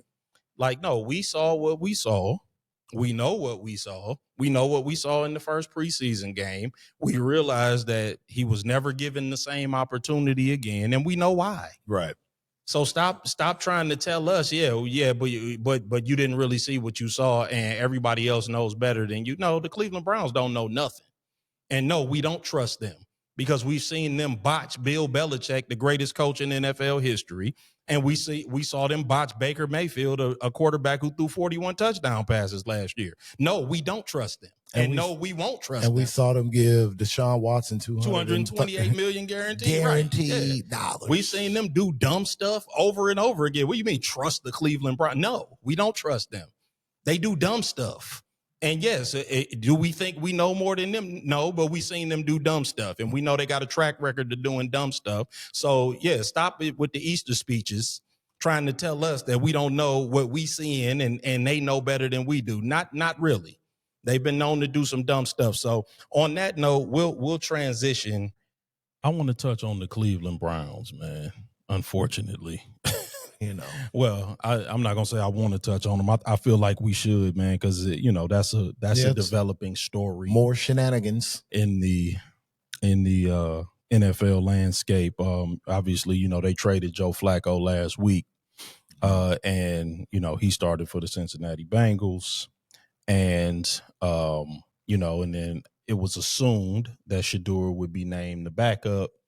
But they called Bailey Zappi up off the practice squad, and there was a lot of consternation around that. And then, he said, well, we'll see whether or not Kevin Stefanski kind of played chicken with the media, and eventually did end up naming Shedeur as the backup.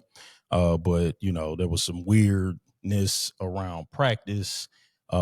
Still, the word is around there he won't let Shedeur take reps with the ones. He put Shedeur over on the practice squad field with Bailey Zappi as opposed to having him on the main field with Dillon Gabriel.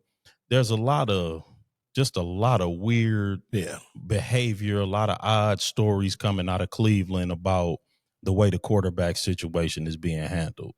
What do you make of that? I mean, what you describe as weird behavior, I call straight bullshit. I mean, come on, man. Bailey Zappi. What are we doing with Bailey Zappi? And I'm hearing all this. Well, we don't want to do a disservice to Shedeur and set him up when we name him the backup quarterback. We want to have a, special playbook for him. Like, he's some short bus quarterback that doesn't know how to play the position he's been playing his whole life since he picked up a football. Like, what are we doing here? Yeah. Like, I'm sick of it. Like, if you don't want the kid there, put him on the market. If you put him on the practice squad, I guarantee somebody else will pick him up. That's what I'm saying. I mean, if you don't want him there, like, who? Like, I don't get it. Like, is it because of the jersey sales and the Browns organization gets a cut of that, and that's why they're keeping him around? Or I don't understand it, because it's clear to me that they're really not interested in giving him a fair shot per se, unless I don't want to wish any injury or ill harm to Dillon Gabriel, but I mean, theoretically, what's it going to take for him to see the field after you just watched this Dillon Gabriel throw the ball 52 times for 230 yards? And and what are we doing? I think, in my opinion, it's a Jimmy Haslam call. I think it's clear at this point that the reports that came out after the draft that it was the owner's call on drafting Shedeur. Mm-hmm. I think as we go on more and more, it's Jim Haslam's a more doofus. And I think that's why he hasn't been put on the practice squad or put up for to see what his value would be on the market and whatnot, because the owner wants him there instead of the coaching staff. It's got to be something, man. Because I'm like, I'm starting to go like tinfoil Koofy. Here's my thing, man. What say you? Here's my read on the situation. Because, and again, this is why the reason that this podcast exists is because when you're watching these sports commentary shows, you got to remember that all of them are on networks that, they clicked in with the NFL. Because the one question that I have not heard asked, certainly not answered, is what evidence do we have that Kevin Stefanski can evaluate quarterback talent? Hello. When he got to Cleveland, they had Baker Mayfield, #1 overall pick. The first year he was there, they went 11-5, won a playoff game, went to Arrowhead, lost a 1-score game to the defending Super Bowl champion Chiefs. Yeah.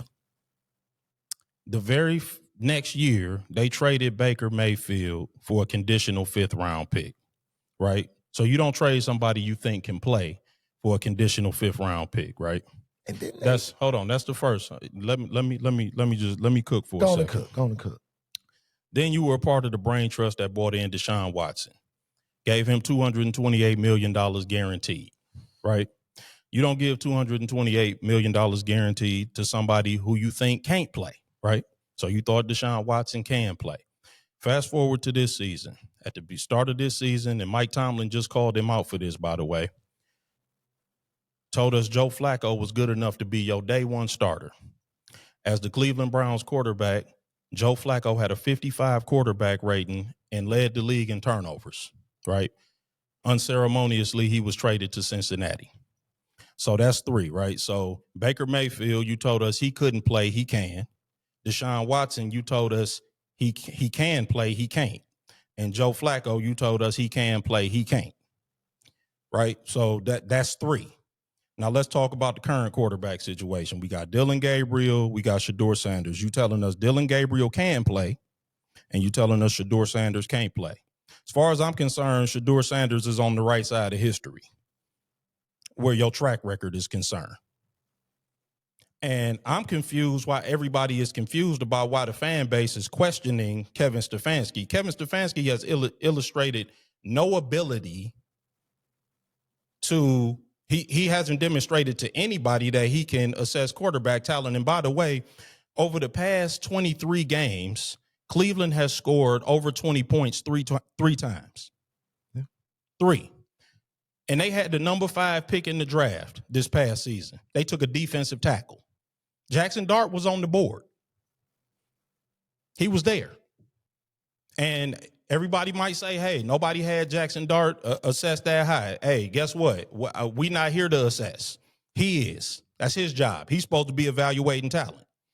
And don't tell me about weapons either. Cleveland don't have no weapons. Jackson Dart is out there throwing to Lil Jordan Humphrey and Wan'Dale Robinson, and 2 tight ends that could deliver your DoorDash and you wouldn't know who they were. So don't tell me about weapons. Jackson Dart is out there working with whatever he's got. His number 1 receiver is gone for the season. I mean, his best weapon is the running back. Yeah, and it's number 2, though. But that's what I'm saying. Cam Scatterboo like a 3rd round pick, though. Yeah, for sure. Yeah, teams blew it with him too. That's what I'm saying. Like he making lemon meringue pie out of lemons. Yep. So Dillon Gabriel arguably got better weapons than Jackson Dart.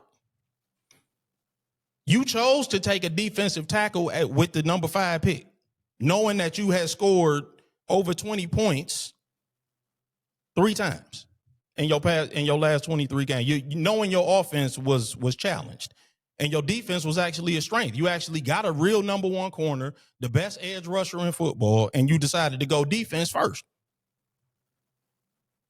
So again, we have no evidence that Kevin Stefanski can actually assess quarterback talent. Everybody you tell us can't play quarterback can. Baker Mayfield got the 2nd best odds to win MVP right now. You told us he can't play. You traded him for a conditional 5th round pick. You jettisoned him from the Cleveland Browns your 2nd year there. So again, we trying to figure out why we should believe that you can assess quarterback talent instead of treating Shedeur like a redhead stepchild. You should be treating Shedeur like your last chance to prove that you can assess quarterback talent. Because I ain't even bring up Dorian Thompson-Robinson and you bringing in Kenny Pickett. And I mean, you have had a carousel of quarterbacks in your time as the Cleveland Browns head coach, and none of them have worked out. DRC. Yeah, none. You've had nobody work out, and you treating him like he's the problem. This is your 5th year. You've had a carousel of quarterbacks come through.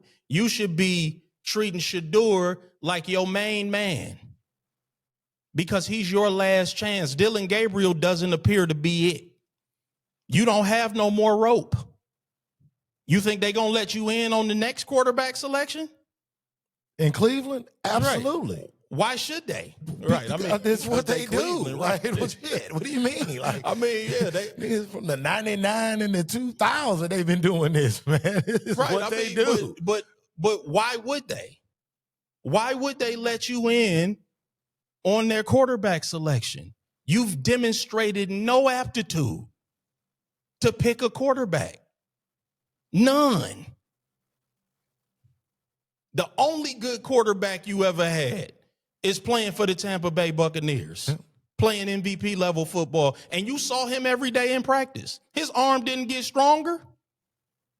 His traits didn't get better. His running ability didn't get better. It was personal. You just jettisoned him out of town. And so is the Shedeur thing. Yep, it's personal. It's personal. You leading with your pride. Just like you did with Baker Mayfield. Which is foolishness. Because, I mean, you think about it, you could come away with that last draft with Mason Graham, best best defensive tackle that most people had coming out of the draft. Mason Graham is great. And then you have Shedeur Sanders, who, if they didn't have Cam Ward, it was Shedeur for the entire college football season last year. There was no conversation with any other quarterback. It was Cam Ward or Shedeur Sanders. Those were the two guys. And he trying to ostracize Shedeur. And, hey, man, if it wasn't Cleveland, it wouldn't be believable. I've been hearing the narrative, man. Uh-oh. I want to do something. It's going to seem a little odd, but I want to defend Myles Garrett. Okay. Just for a moment, man, because I've been hearing a lot of weird comments that I find off base. Oh, you took the money. Yeah. And about his frustration, about him throwing his helmet, sitting down at the end of the bench. Mm-hmm. And a lot of people saying, I mean, you knew Cleveland stunk when you signed the extension in February.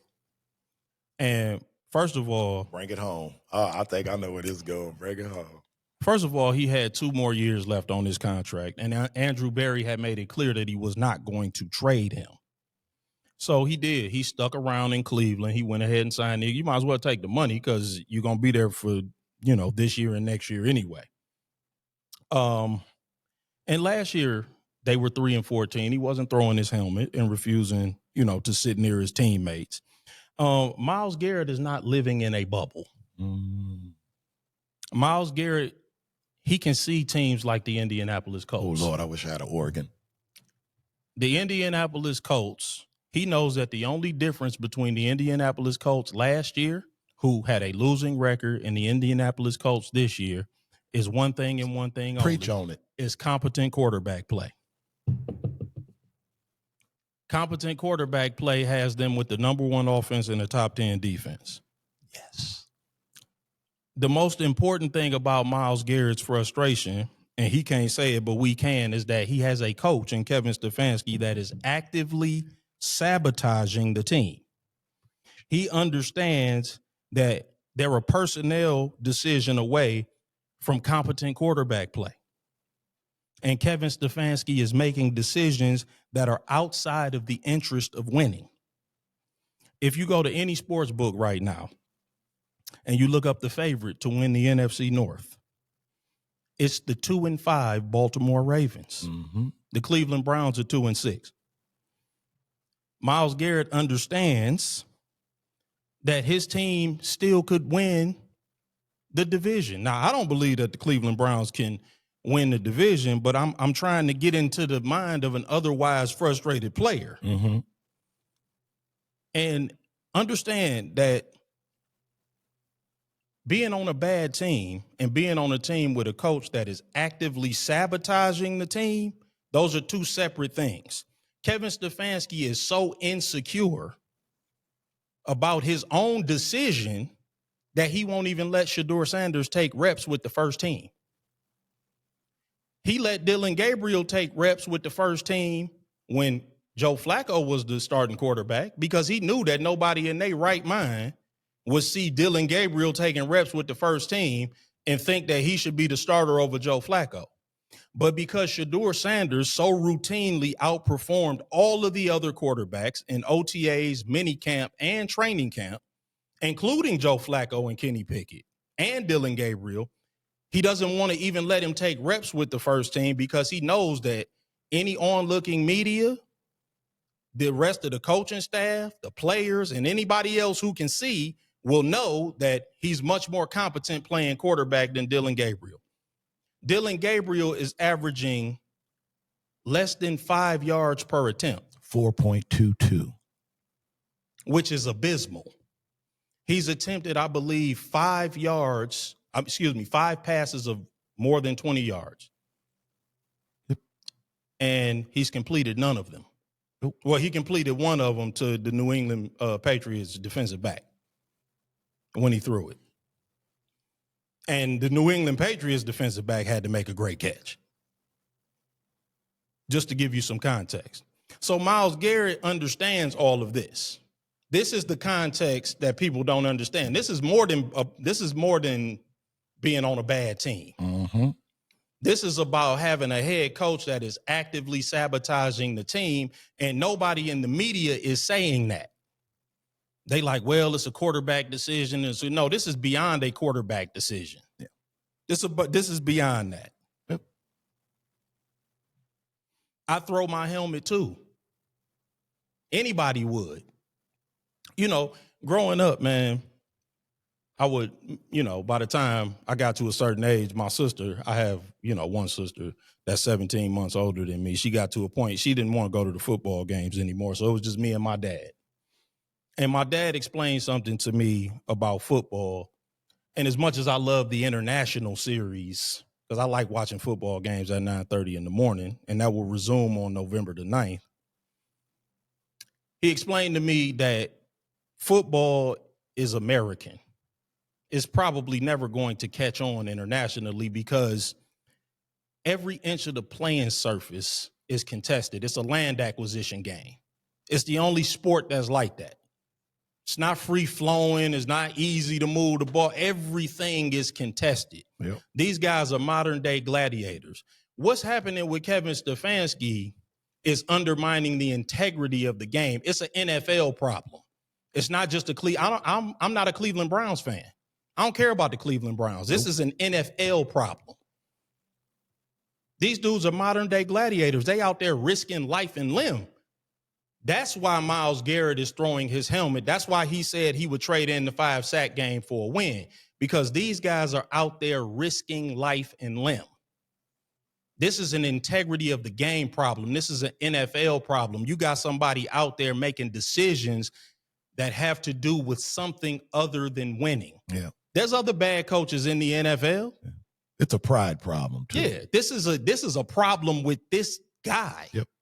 This guy has a bigger issue than just being a bad coach. I mean, he was a bad coach last year. And it's baffling to me because it's like, how does this man win 2 Coaches of the Year awards in 5 years and Dan Campbell doesn't have one?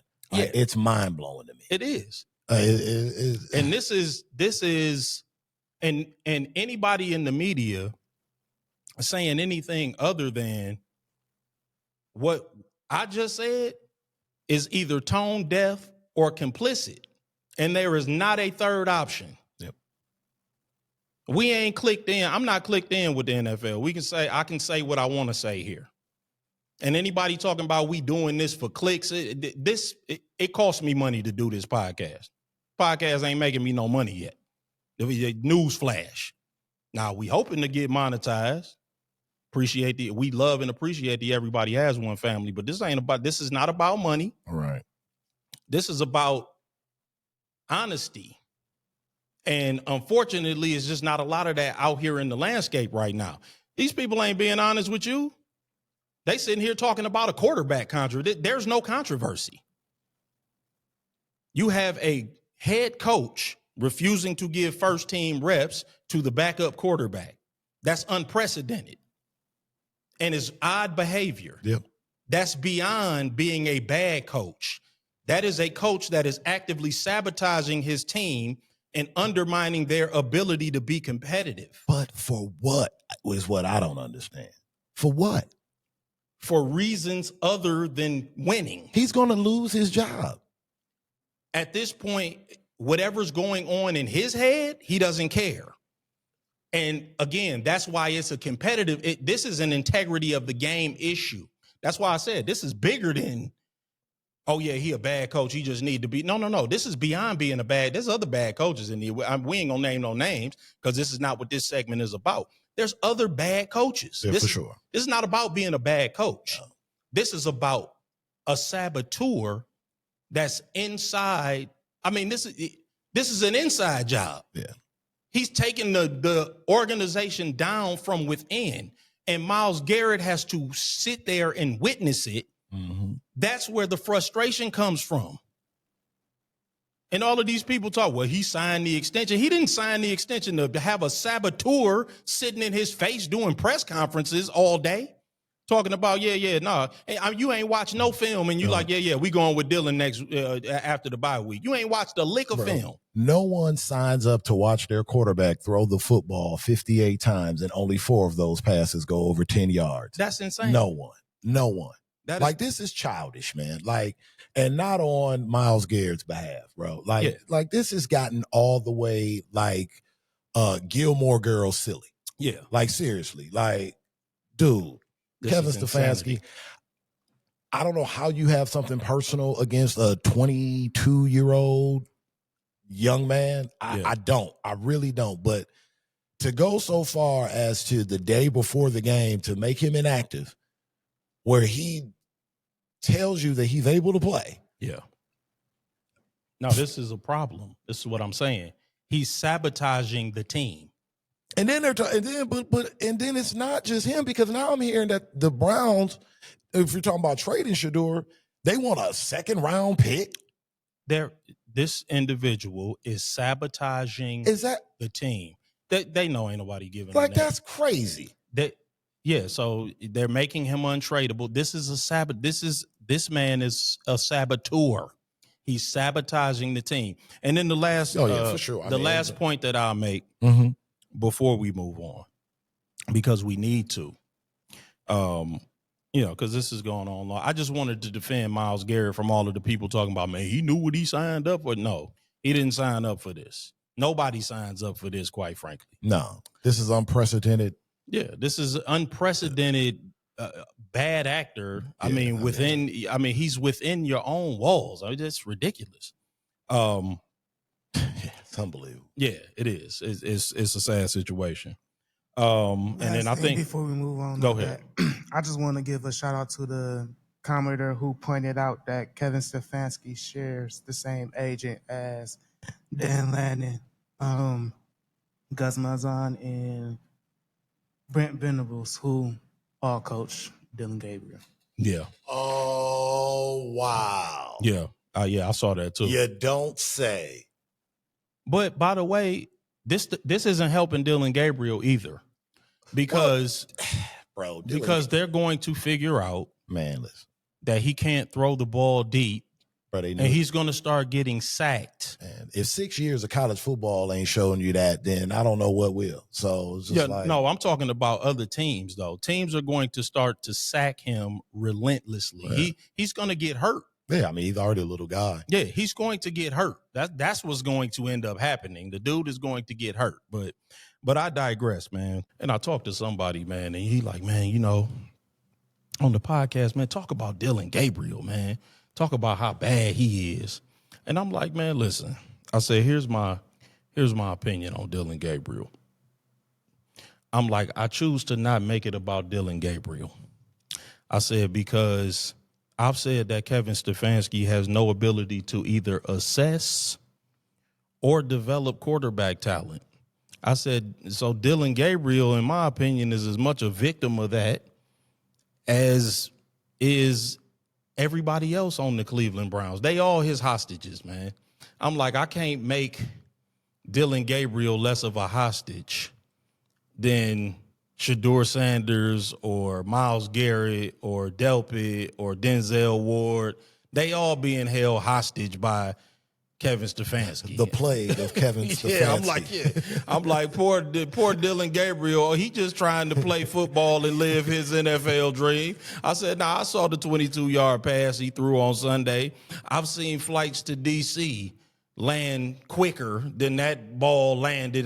That thing was in the air forever. A true moon rock. Yeah, but at the same time, I'm like, man, listen, he's a victim too.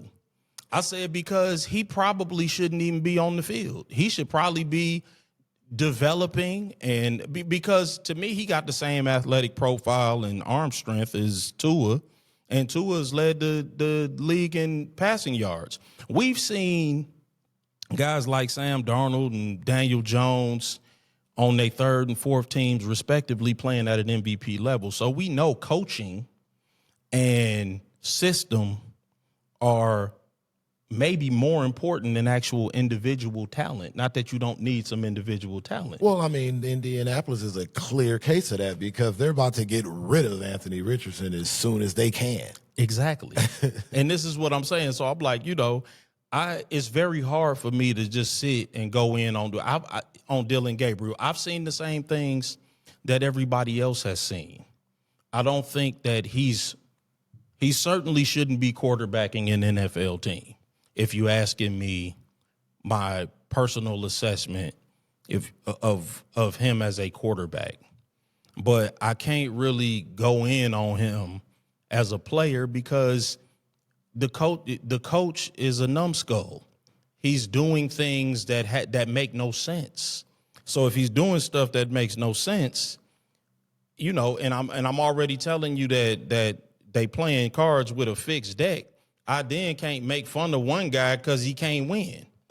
You know what I'm saying? I'm like, I can't point my finger and laugh at the other guy, but what say you about what's going on in Cleveland, man? I'll take a few of your thoughts before we move on because I don't want to take too long on this. But somebody asked me to bring that topic up. Well, I mean, Dillon Gabriel, they said that he's a supercomputer. And I guess, what computer are they talking about? Commodore 64? Listen, once again, I've seen what everybody else has seen. It's bad. It is. But, Kevin Stefanski at this point, he's trolling outside observers and casual NFL fans, at best. Yeah. And rage baiting Cleveland Browns fans at worst. Because, this is completely out of hand. Like, there's no way that you can repeatedly go back to these performances on a weekly basis and then get up on a microphone and just say, no, we don't have, any plans, or it would just be unfair to entertain any thought of, playing or starting Shedeur Sanders. Yeah. Yeah. It's very bizarre. And meanwhile, I can't believe I'm saying this. You've got John Gruden, of all people, saying, I could turn the Browns around with Shedeur Sanders. Of course. Of course, John Gruden would probably say anything to get a job. But at this point, no, I would take John Gruden over Kevin Stefanski. I'd take you over Kevin Stefanski. Anybody. I'd take this chair with the wheel missing over here over Kevin Stefanski at this point. I don't understand it. And I've been meaning to ask you, but it keeps slipping my mind. But now that we're here, we're on the subject. Have you heard anything about the John Doe lawsuit against it? Because only that it is proceeding. Because at this point, right. You want to add some more predicates there's no rhyme or reason to this. Yeah. None. None of this makes sense at this point. There were some throws that they were showing where, again, it's always different when, it's fans watching from the TV vantage point. But it's, you have to kind of take the word of the players that did it. And where they're saying, these are just simple reads that a high school quarterback should make if you're going for it on third and short, 3rd and 1, and you've got 2 and 3 guys open on 4-man fronts. It's just like, what are we doing? The Shedeur Sanders era has officially begun. Off to a rough start. He got in the second half on Sunday. Mm-hmm. But, as we know, and it has been well documented, he was not getting first team reps. Right. So, and, he looked like a guy that didn't get any first team reps. That was my assessment. I'm like, if you don't let him play with the first team and then you put him out there with the first team, nobody's got any chemistry. He doesn't know where guys like to get the ball. He doesn't know where guys like to have the ball. So, it looked like he was playing backyard football. and trying to figure out where he was supposed to be and where everybody else was supposed to be. He is going to get to start this Sunday against the Raiders, and that should be interesting. Yeah. I'm interested in the commentary though about it. And I'll tell you where I am from a thought standpoint, and then I'll take your thoughts. Mm-hmm. Everybody is like, the pressure is on Shedeur. And I agree with that to a certain extent. Yeah. Certainly, I mean, anytime you're a starting quarterback in the NFL, there's pressure. There's pressure on you to go out and to perform and to do well and to, make as few mistakes as humanly possible. But on the other hand, I'm like, how come the pressure is not on Kevin Stefanski? Just saying. J.J. McCarthy is being scrutinized right now because typically Kevin O'Connell's offense has been a stimulus package for quarterbacks. I mean, you put anybody in that offense and they've looked good, right? They've played well. I mean, like they rented, I'm trying to think of the guy's name. Was Josh Dobbs, was it? They rented Josh Dobbs for a game. He showed out. You know what I'm saying? Like they've thrown anybody into that offense and they've had major success, right? Well, Kevin Stefanski is bizarro Kevin O'Connell. Anybody that's run this Cleveland offense has looked bad, including Deshaun Watson, who was an all-pro before he got to Cleveland. Yes. He ran this Kevin Stefanski offense, and he looked like a poor man's Jameis Winston. Yeah. I mean, like, so he I'm like, needed extra massages. Yeah. So I'm like, exactly. So I'm like, so at what point do we start to scrutinize the offensive system if nobody can look good in it? I mean, because I'm like, who has looked good in Kevin Stefanski's offensive system if Shedeur fails? And I'm not telling you that this won't be a referendum on Shedeur. We can have that conversation. I'm fine with that. But we also need to start looking at, okay, this is Kevin Stefanski. He's supposed to be an offensive guy. Every quarterback, again, I contrast Kevin O'Connell in Minnesota. Just about every quarterback that's played in Kevin O'Connell's system has had some highlights. They've had some highlights. Josh Dobbs has had highlights. He's looked good running that offense. Everybody that's played in Kevin Stefanski's offense, even Baker Mayfield, like he had the one good season, but then the following season, he struggled so much so that Kevin Stefanski himself was a part of the brain trust that traded him for a conditional 5th-round pick, ran him out of town because he looked bad running his offense. Well. And then they've had a carousel of quarterbacks since then. I'm not even going to get into all of them. I'm not even going into the Dorian Thompson Robinsons of the world. Nobody's looked good running this offense, though. So if nobody can look good running his offense, he should be hoping. I've heard nobody bring that up, though. Nobody has said that Kevin Stefanski better hope Shedeur Sanders looks good running his offense. Because if he don't look good running his offense, we're going to have to question whether or not anybody can look good running his offense. Because Shedeur Sanders got to be about the 10th guy that we've seen run this offense, and it doesn't look good. Right. So at what point do we question the system is all I'm saying. With no Nick Chubb. Right. Even with Nick Chubb. But, I mean, that was the only reason why the offense was respectable. Looked serviceable, yeah, at any point was because of Nick Chubb. Yep. But I'm like, people that looked good before they got into this offense look bad in it. People who look good after look bad while they was running this offense. Well. At what point do we scrutinize the offense, or do we never? Because everybody is like, yeah, I mean, Kevin Stefanski, I mean, he's not trying to sabotage Shedeur. Okay, he's not trying to sabotage Shedeur. Fine. If that's your stance, then let's just bring it over to the coaching side. What was he doing with Dillon Gabriel then? Because Dillon Gabriel didn't look good. So fine, let's put aside the fact that he ain't trying to sabotage anybody. Okay. If that's your position, then when do we start to question the offensive system? Because it doesn't work. They score over 20 points about as often as we see Haley's Comet. So let's question the offense then. Well, the personnel's no good. Well, who's picking the personnel? Ain't he in on that too? Yeah. Him and old Jimmy. Yeah. So, and Andrew Berry. Mm-hmm. So at what point do we question that? There's no escape hatches.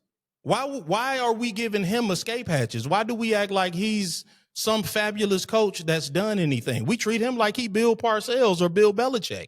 He hasn't done anything. Everybody looks bad running your offense. How come? Well, the defense is good. He ain't a defensive coach. Yeah, he's going to hide behind those 2 Coach of the Year awards. Yeah, that's great. Listen, that and $1 will buy you a cup of coffee. That's then. You was 3-14 last year. You're cruising toward 3-14 this year. Yep. And nobody looks good running your offense, and you're an offensive coach. You ain't a defensive coach. That's good. You got a good defense. You do. They number 2 in total defense. He's not a defensive coach. Then promote the defensive coordinator and fire him. But those are my thoughts, man. What say the people's champ? Well, I mean, the Shedeur Sanders thing, we're going to see what it's finally about. Yeah. You know, the conversation will be different either way after Sunday. Yeah. You know, it's either going to be, I told you so, or I told you so. Either way. Right. You know, so I'm just glad we're finally going to see it. I mean, I think the football gods kind of couldn't have gave him a better opponent for a first start, you know, because I'm sure Gino's going to do his part and make sure that the Browns have a great chance. Yeah, I mean, Geno Smith against that defense, I mean, Shedeur should have ample opportunities. Yeah. To hopefully they give him a couple short fields. Myles Garrett seems to really like him, so he gonna be pushing to give him a couple of short fields. This should be the matchup where we should be able to see something. Yep. And I mean, you know, after that, it's either going to be a lot of people swearing they were on the train all along, or you know, a lot of people like, you know, we always knew he wasn't nothing. You know, you really won't be able to tell Rex Ryan nothing then. Speaking of nepotism. Man, let's talk about that Shedeur Sanders start. Oh, yeah. Shedeur Sanders, 11 of 20, over 200 yards passing, threw a passing touchdown, did throw an interception. But, you know, in his first start, he is the first, I'm going to say he's the first Browns quarterback to win, the first Browns rookie quarterback to win his first start. We don't go back to 1990. That was the Ravens. The Browns have existed since 1999. We're not going back to the Ravens, bro. Y'all don't get that history. That history is in Baltimore now. Since 1999, he's the first rookie to win his first start. So you know, I thought he looked good. He led the entire NFL in yards per attempt on Sunday, and that. Immediately we saw what we had suspected that we would see if we saw him get a start. Not perfection, right? But the ability to push the ball down the field, the ability to utilize some of the deep threats that they have, you know, the ability to improvise more on the run, to get outside of the pocket and to make some off-schedule plays.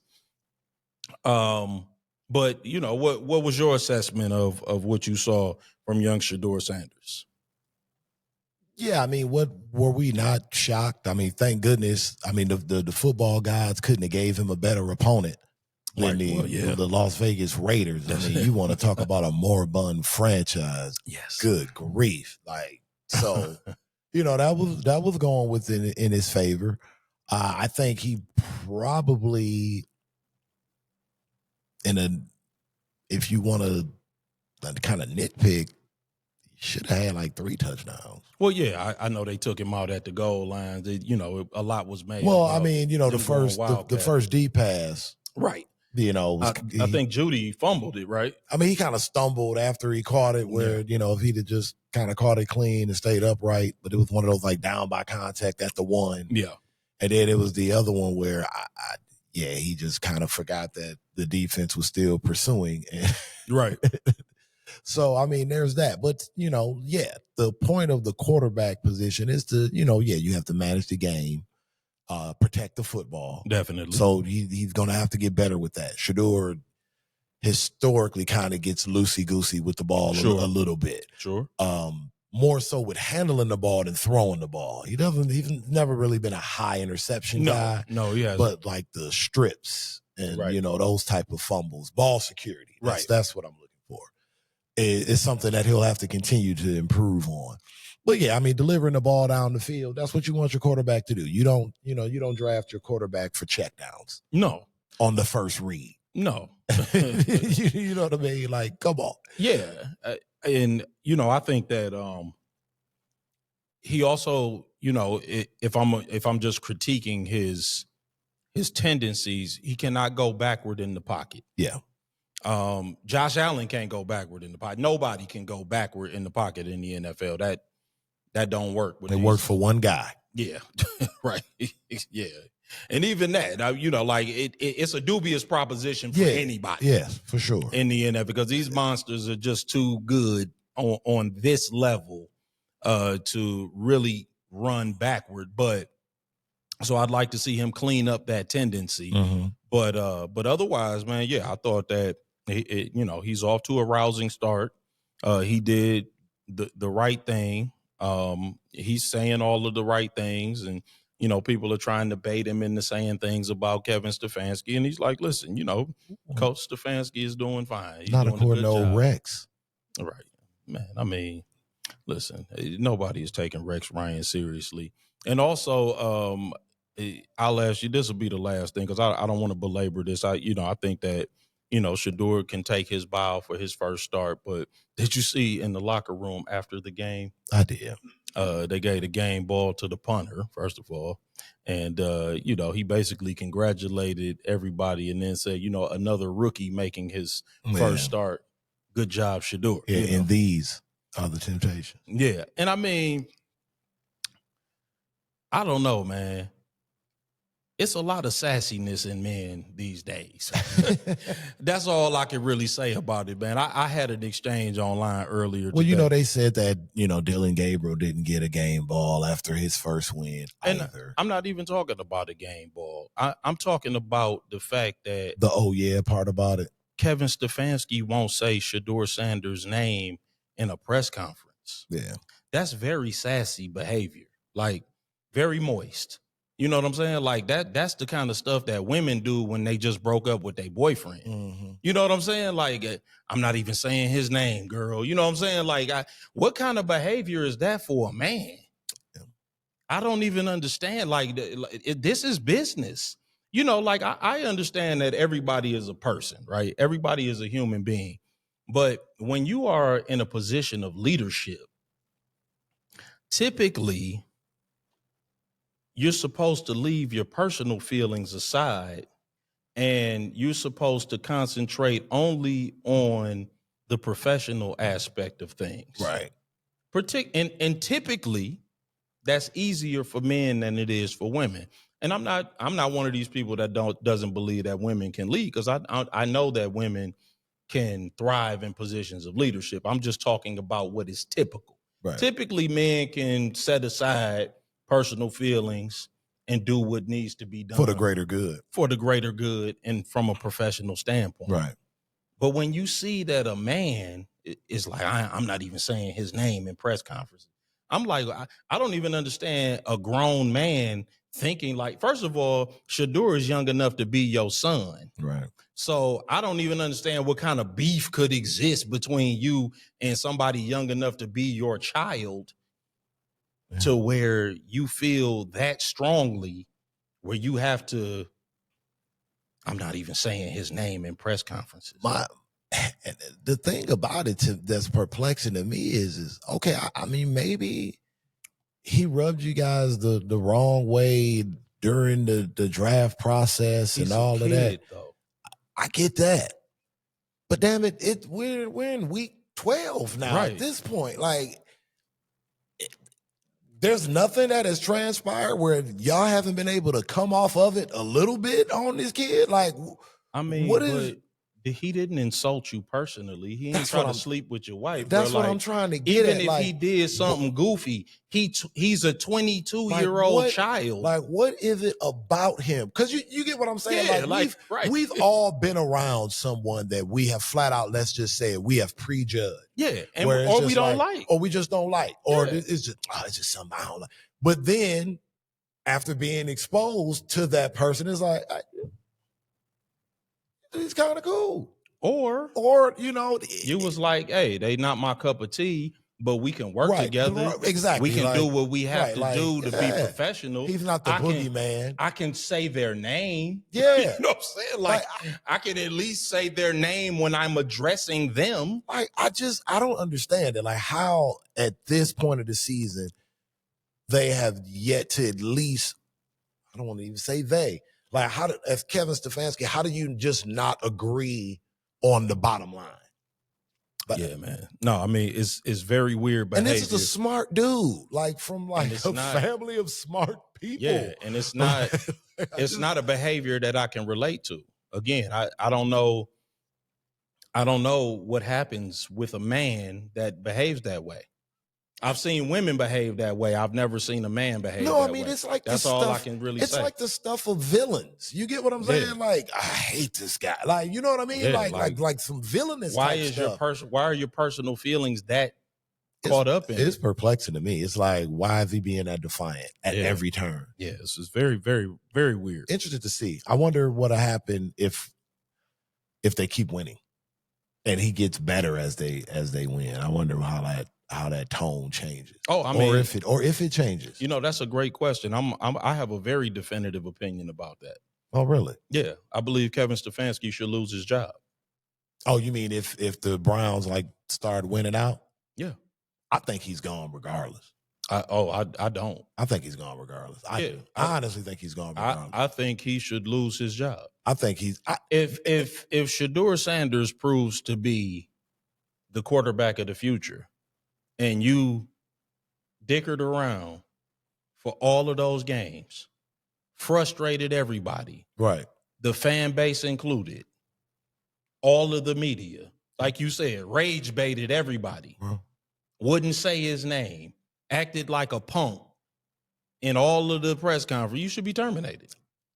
Shedeur's second star, I actually thought it was not. He didn't do a bad job. They got beat by a better team. I mean, I did not expect for them to beat San Francisco. Mm-hmm. I'm gonna get his numbers. I meant to pull them up in the first place, but I think it was 60% completion percentage. 16 to 25, 149, and a touchdown, no interceptions, 93.6 quarterback rating. Yeah. He did take 3 sacks for 34 yards, had 1 rush for 6 yards, so not a lot there. Yeah. They got smacked up by the 49ers, but the 49ers are, one of 3 9-win teams in the NFC West, which is insane, by the way. But that's another conversation because we already kind of went over the playoff picture. But I like what I saw. He settled down a little bit, but it did look very much like the Kevin Stefanski offense. Yeah. It looked like a bunch of dink and dunk junk. Again, I'm convinced, and I'm always I'm skeptical of the Kevin Stefanski offense and whether or not the system looks good, whether or not the quarterback is good or not. We've seen, I think, again, I'm spitballing, but it's got to be 10 guys, from Bailey Zappi to P.J. Walker to Dorian Thompson-Robinson to, so like every level of quarterback, but, Deshaun Watson, who's been an all-pro, Baker Mayfield, who's, been a pro bowler and threw for 41 touchdowns last year. Joe Flacco, who like you pointed out, that went to Cincinnati and was cooking. And we've seen every level of and who has won a Super Bowl and been a Super Bowl MVP, by the way. But we've seen every level of quarterback run this offense. And they all kind of come back to the mean. No right? one looks fly in it. They don't. Not for any extended period of time. And without getting too much into the weeds with the Kevin Stefanski offense, I mean, is there some there? Is it something or is it nothing? Because I'm starting to think it's got to be something if everybody looks the same running it. But what say the people's champ? I think it's something there. Yeah. I think it's something to it as well. I think a lot of it could be Kevin Stefanski. And I don't want to sound like I'm defending this goof, but I think part of it could be the fact that, dude, they don't have any skill players there. I mean, that's definitely. I mean, I watched that entire. I won't say the entire. Probably more than I should have of the Cleveland 49ers game. And again, and to your point, shout out to the Niners, where we were talking earlier about a team building depth. Yes, John Lynch knows how to build depth. Absolutely. Like we talking about a guy we may want to study in terms of build. This guy can plug and play some players and keep the train moving like very few in terms of the front office. So I just kind of wanted to highlight that because your comments earlier about that just kind of brought that to my head. And just to highlight, they missing their number one edge rusher in Nick Bosa, number one inside linebacker in Fred Warner. I don't know if Lenore is playing, but he's been out. He's a number one corner. They missing a number one wide receiver in Ayuk. And their starting quarterback's been in and out all right. year. They've used two quarterbacks all year, and they got 9 wins. They 9-4. So yes, I just wanted to accentuate your point. So yes, they've built depth. Yeah. They've managed to continue. That's how you do it. Yeah, they continue to look. They don't have to go to the practice squad in order to get guys to plug them into the system in order to make it work. So no, I didn't mean to cut you off. No, that's what we do here.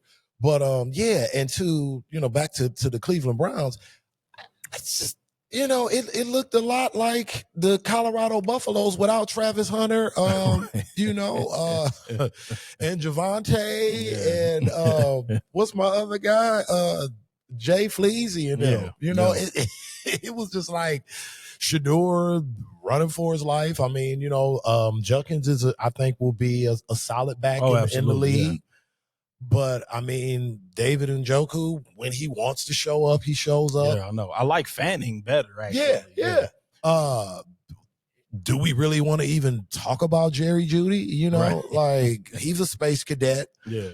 So it's like, Kevin Stefanski has shown that he hasn't been interested in cultivating quarterbacks lately.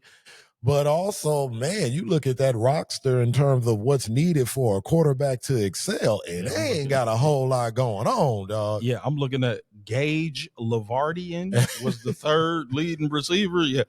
Who is that? Who is Gage Lavardian? No disrespect to the Lavardian family.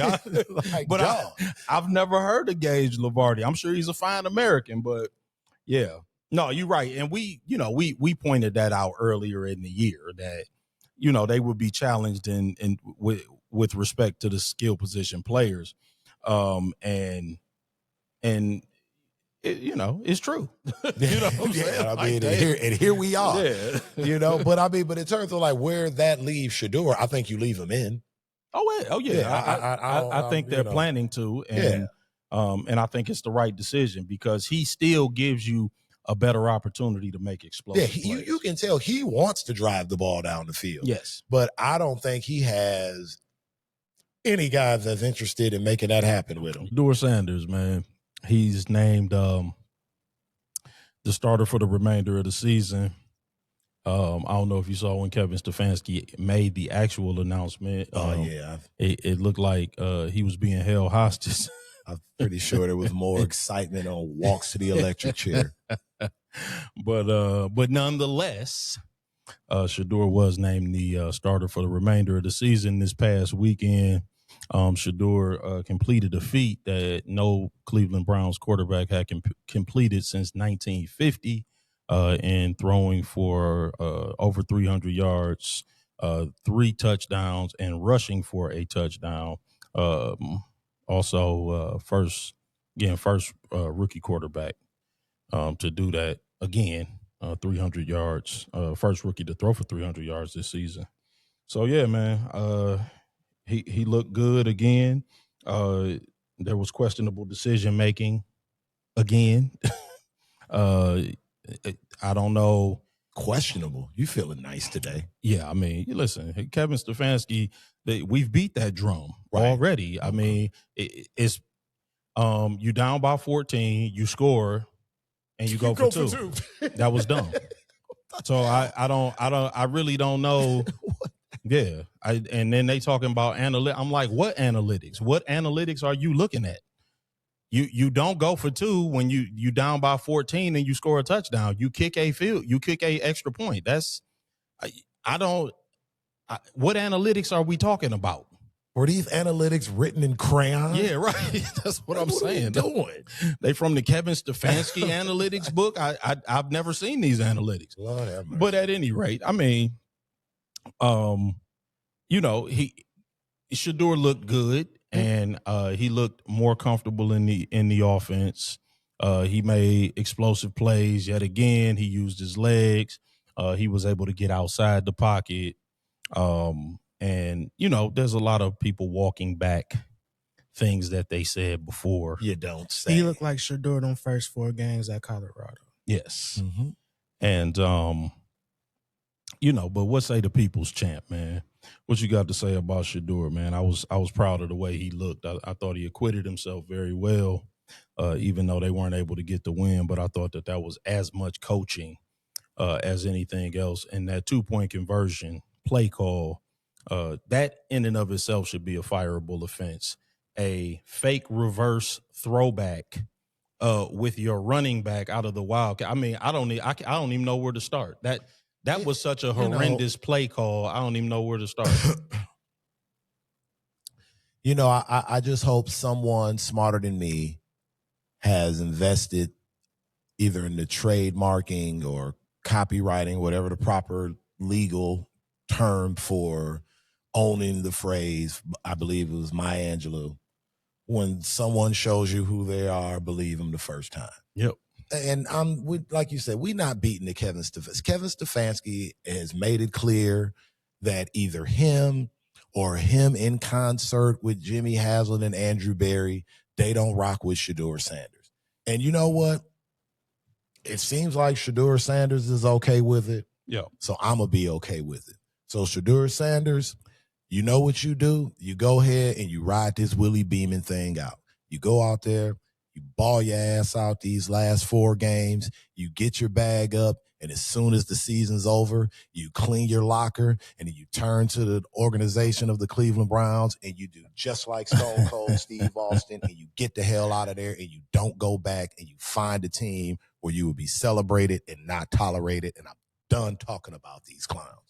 Man, because I'm pretty much done dealing with the Cleveland Browns organization as well. But I do want to deal with some of the media members. Okay. Because there's a few narratives that I just want to address briefly, because I want to get on to the CFP, and and I feel like this has been overdone, particularly by us, even though everybody now is puppeting our talking points. Facts. But first of all, referring to individuals that believe Shedeur Sanders should have been the starter from day one as the Shedeur Sanders cult. I've heard that from some of the detractors, even though every objective observer of OTAs, minicamp, and training camp said that Shedeur Sanders was the best performing quarterback. And Dillon Gabriel wasn't a pro. Mary Kay Cabot reported in July or August that there were conversations among the Cleveland Browns coaching staff about Shedeur possibly being the day one starter. ESPN Cleveland released the numbers through 9 training camp sessions in August, and it showed that Shedeur was outperforming the other 3 quarterbacks in camp. But they gaslighting us like we was tripping. Professional football is supposed to be the ultimate meritocracy. The best man is supposed to play. And the idea that 4, 5, 6, 7 weeks ago, Dillon Gabriel was the better man, even though he was averaging 6 air yards per throw, and he completed 1 pass of 20 or more air yards, is an insult to people of reasonable intelligence. That's just absurd.